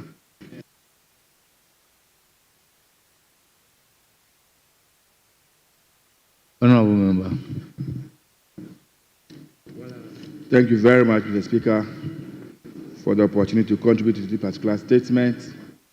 Let me start off by thanking the maker of the statement and also add my voice in sympathizing with those who are injured and also to the bereaved families who have lost their families as a result of this fire outbreak. Fire that was in the houses. You go to some homes and the cylinders are kept in the kitchen. And so when there's a problem, you don't even know how to run out of the problem. I'm sure we can educate the people so that we can keep the cylinders outside of the kitchen, either penetrate a hole through the wall into the kitchen. So when there's a problem, the cylinder is in an open place, it has a lot of air so that it doesn't trap the people in the kitchen. Mr. Speaker, one other concern I have has to do with what is happening recently. That anytime you put up a house, you have to put on what we call these burger proofs. And so some way, somehow, all of us are now living in cages. Your house, you have a burger proof on your window, burger proof at the entrance, almost everywhere. And so when there is fire, you don't even know where to exit from the house. In some other jurisdictions, so we are so scared of armed robbers. And so we don't care about our safety when it comes to fire and what have you. I don't know what we can do about it. And we need to go back and look at the security architecture. Everybody who travels around, you go abroad, you don't open the airports, they don't even close their doors. But because we are so scared of armed robbers, we have put these metal barricades all over, windows, doors, everywhere. And so anytime there's a problem, you don't even know where to run through. And so, Mr. Speaker, I think that we really need to sit down and find out how we can manage these fire issues. Before the rain started, the farms that were consumed by fire, people's cocoa farms, plantain farms, pray that government moves in quickly and see how we can give them some support and comfort. I thank you, Mr. Speaker. Honorable Dominic Nitivu. Thank you, Mr. Speaker. Mr. Speaker, thank you very much for the opportunity to contribute to this statement. Mr. Speaker, it's a sad statement. Sad in the sense that 3 people lost their lives on that day. Very young people with a middle-aged woman who I still believe all of them have something, who would have had something to contribute to society. Mr. Speaker, the Honorable Member tells us that in his constituency, 11 other people, including 5 firefighting officers, were severely injured, and about 30 institutional and commercial buildings as well as domestic buildings were destroyed. It's very similar to what happened at Apietu, where government had to set up a committee and totally rebuild the place for the people. I just hope that the current government will take this matter up and do a similar thing for the constituents of my good friend, the Honorable Kwame Enyumedu Enchi, to give the place or give the people some respite and some relief. I can imagine the difficulties that the people are facing. That you wake up, through no fault of yours, you have no place to sleep. Through no fault of yours, you've lost everything. School kids have lost their certificates. People who were working before have lost virtually everything. I just left with nothing other than what they are wearing.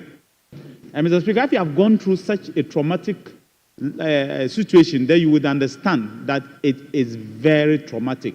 It's something that you don't wish even your worst enemy to go through, that he wakes up and he has nothing other than what he's wearing. He has no money, he has no access, he has no life, he has no record. The person has virtually nothing. And that's what some of these people are facing today. To the extent that people have lost their lives. Mr. Speaker, why should we not have learned from what happened in the past at Apietu for a similar thing to have happened? that we are keeping explosives not in a confined environment, but in our houses and in our shops. Why is that possible? How is it even possible? I remember when the Patriot thing happened, we took a deliberate decision that explosives, especially for the mining company, should be traceable. From the port, through the storage, to the user, it should all be traceable so that we can trace and know exactly that explosives are still being kept as if they are normal commodities. They are not. They are a security threat, and we should worry ourselves about it. Mr. Speaker, the other matter that this statement raises is very important.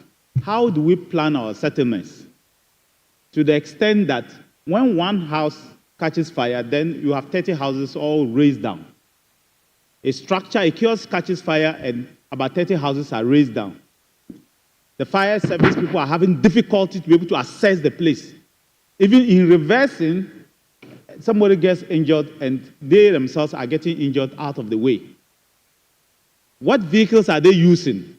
I do know that they've been attempts to resource them. I think the major overhaul happened between 2013 and 2014. But I still think that the National Fire Service needs a lot of capital injection to encourage them to have at least good equipment to help us. You can never tell. But I want to also support the statement raised by the honorable member, Honorable Zanoto. Zanoto is the Z, so ZA, so it's correct. It's not ZE, ZA. So the ZA is the correct one. Mr. Speaker, all she was asking is, we being members of parliament, how many of us have fire extinguishers in our offices? How many? If there's a fire today in your office, how many of us will have the first fire extinguisher to be able to put it up in our own office, not to talk of in our cars? Maybe cars because of police and people chasing our way, but in our offices, do we? In our homes. Even when you have it, do you even know how to use it? It is important for us as Ghanaians to be able to do things or be able to know what can save your life and what can save your property. Because there are a lot of people, if they had some of this equipment, they would have been able to save themselves. In those days, our people used to have communal spirit. So when the house is burning, you see everybody fetching water and running there to quench it or throw it over. But that communal spirit is virtually disappearing because of mistrust. And that is the reason why people are building walls around their houses.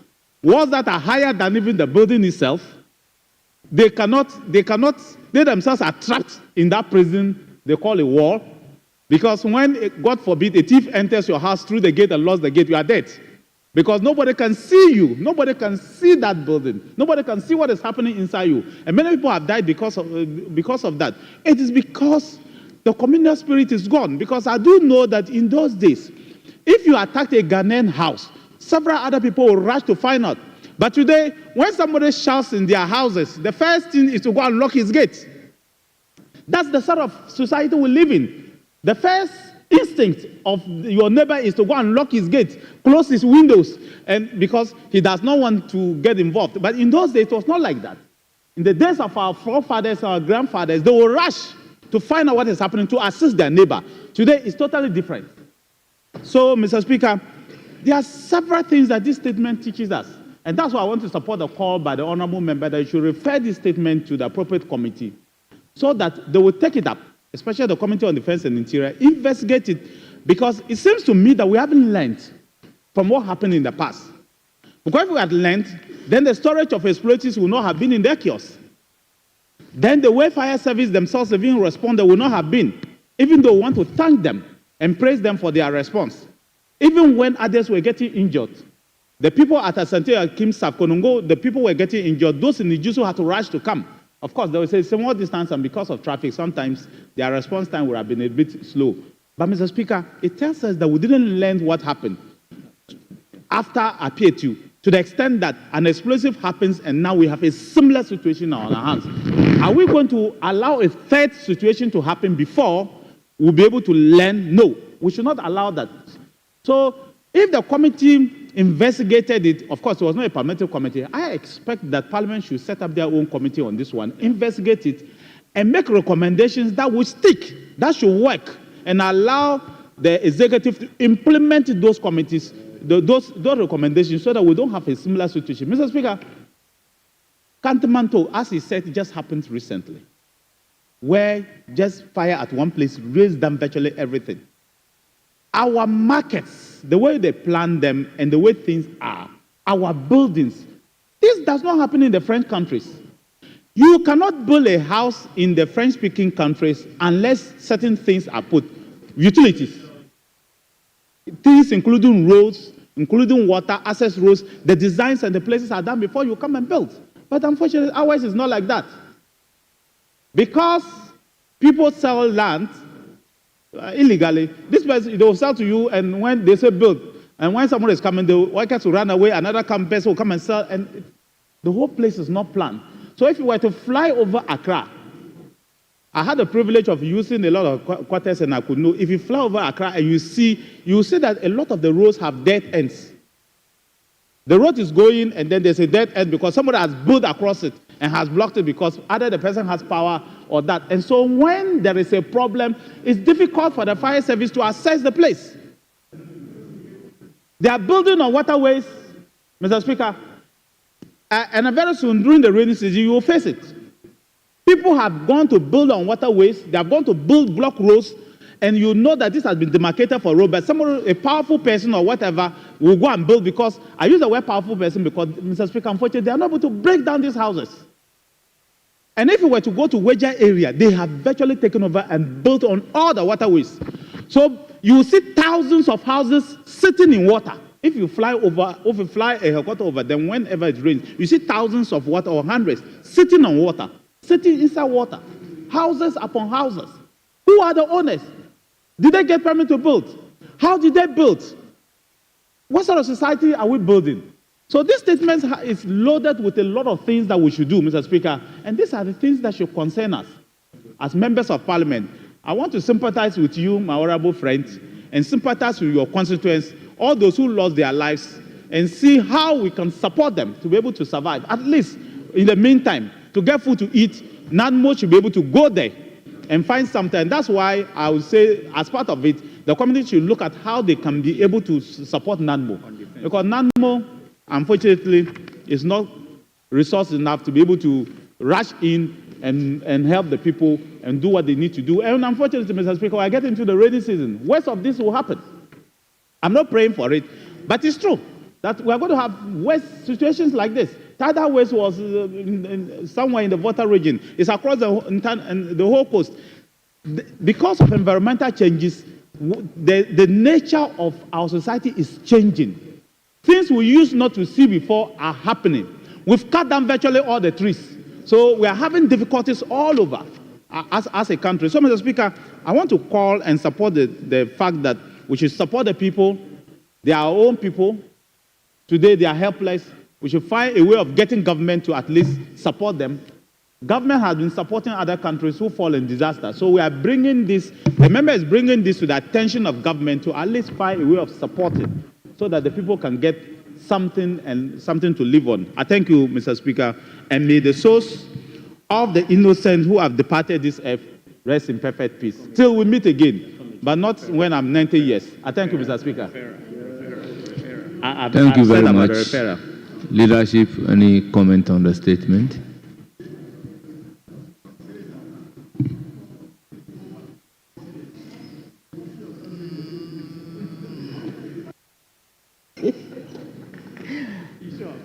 Thank you, Mr. Speaker. I don't have, I think all issues have been expressed out here. But just to remind you that there was a plea that it should be referred to a committee to look at it. Thank you. Committee on Defense. Very well. And Interior. Thank you. Very well. My worry is that the proposal of the statement is telling us that the law enforcement agencies should investigate the matter. Honorable Achampong. Honorable Nyedu, I'm just making reference to the second to last paragraph of your statement. So, Honorable Champon.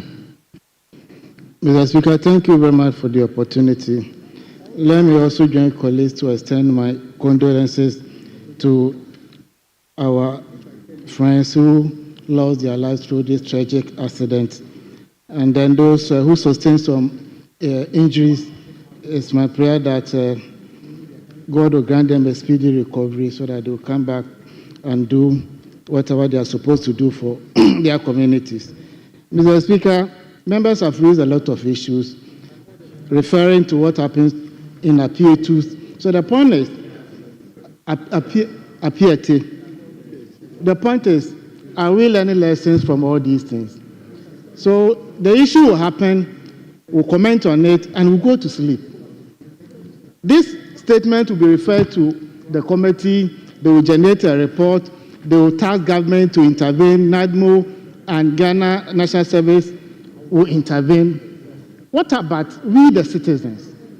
What lessons are we drawing from all these things? Mr. Speaker, you will see a truck carrying highly inflammable products. We're involved in an accident, people will ride to the sea to siphon fuel from this vehicle.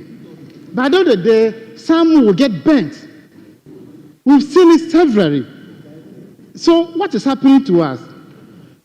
When you're driving through Konongo, because it's a mining community, you see all these things over there. People are selling them.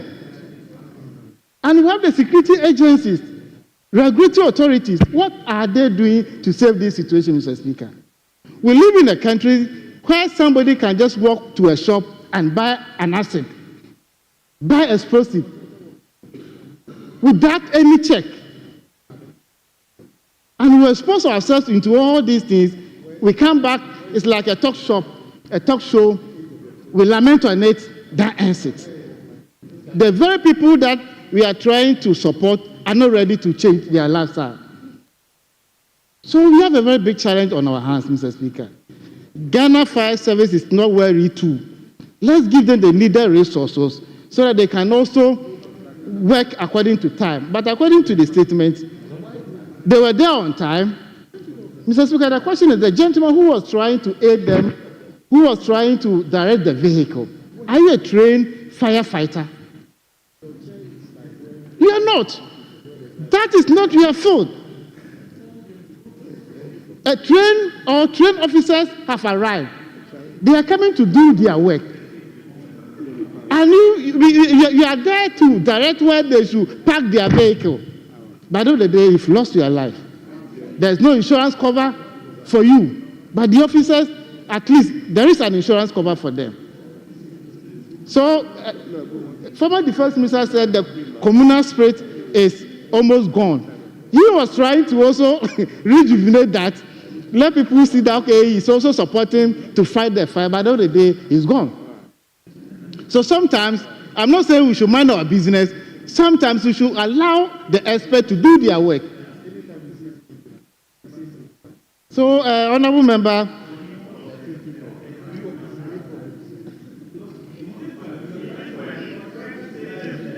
he was trying to save the situation, but at the end of the day, what happened?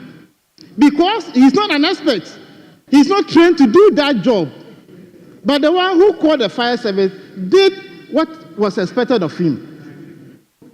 Because he pressed the call, the fire service officers also came on time, but the guy who was at the scene trying to direct the truck or supporting them has also lost his life. My condolences to the bereaved family. And Mr. Speaker, I don't know your final ruling on this matter. Even if the statement is referred to the committee, a report will be generated, resources will be made available to the affected families or the victims. But Mr. Speaker, we should do proper education. But if you're educating somebody, the person is not ready to take the education, it becomes, it's like you're wasting your resources because we are not ready to take the education. We don't value our lives. You've seen a danger coming, but it's like, okay, I will either die or survive. We can't gamble with our life. You know you are sending explosives. you know there's no mechanism in case of any fire outbreak to deal with the matter. But because he's making good money out of it, nobody cares about the consequences. Here we are talking about the same issues. So, Mr. Speaker, our state institutions should also help us, give us the needed education. The state must also invest more into this, especially the security agencies, fire service, so that whenever there are issues like this, they can also at least attend to those issues and deal with it, so that at least when you're going to sleep, you know that in case of any issue, there's somebody there to rescue you. I thank you very much for the opportunity, Mr. Speaker. Honourable members, let me add my voice to the statement ably made by Honourable Kwame Anyimeru Entry, Member of Parliament for the area under reference, and also extend my deepest condolences to the bereaved families of the 5 who lost their life in the incidents. I wish those who are injured, receiving treatment at hospital, a very speedy recovery. Honourable members, similar statements are made in the past. It's either referred to a committee or transmitted to the sector minister. But the question therefore is, do we follow up to ensure that whatever recommendations the committee is coming out with are implemented, or to ensure whether the sector minister has really carried out investigation into the matter and the needful is done? Honourable members, your guess is as good as mine.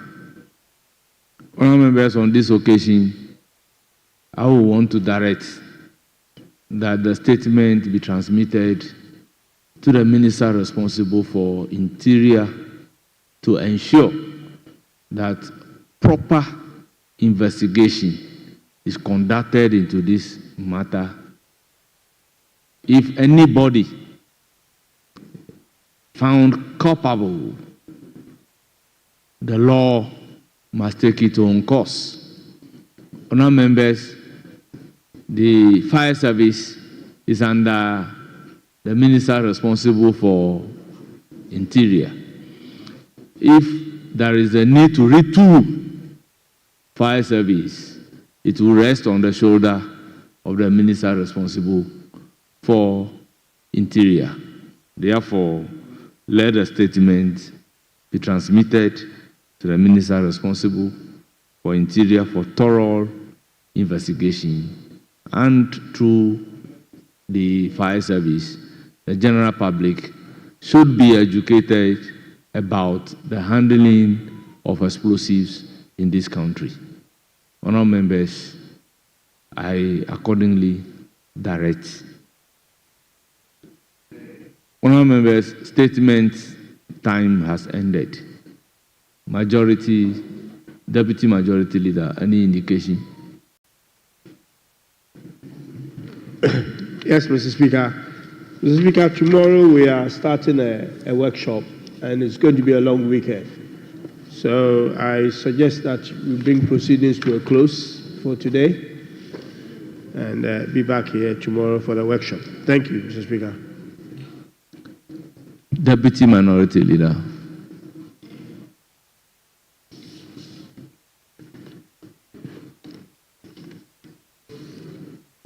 Honorable Speaker, I add my voice to the earlier suggestion made by the Deputy Majority Leader for us to adjourn. Thank you. Honourable members, before adjourning the House, let me once again remind ourselves that tomorrow the post-budget workshop is commencing. And we are all supposed to be here in our numbers for the exercise. And honorable members are hereby kindly informed that for the purposes of registration for the program, when we are coming, we should come along with our identity cards. Honorable members, let's come along with our identity cards. Honorable members, the motion for adjournment has been moved and seconded. Those in favor of adjournment say aye. Those against say no. Honorable members, the ayes have it. The motion is adopted. The House is accordingly adjourned till Tuesday, 18th March 2025 at 10 o'clock in the forenoon. Mr. Speaker, respectfully, tomorrow, what time? Time tomorrow. 9 o'clock. 9 o'clock.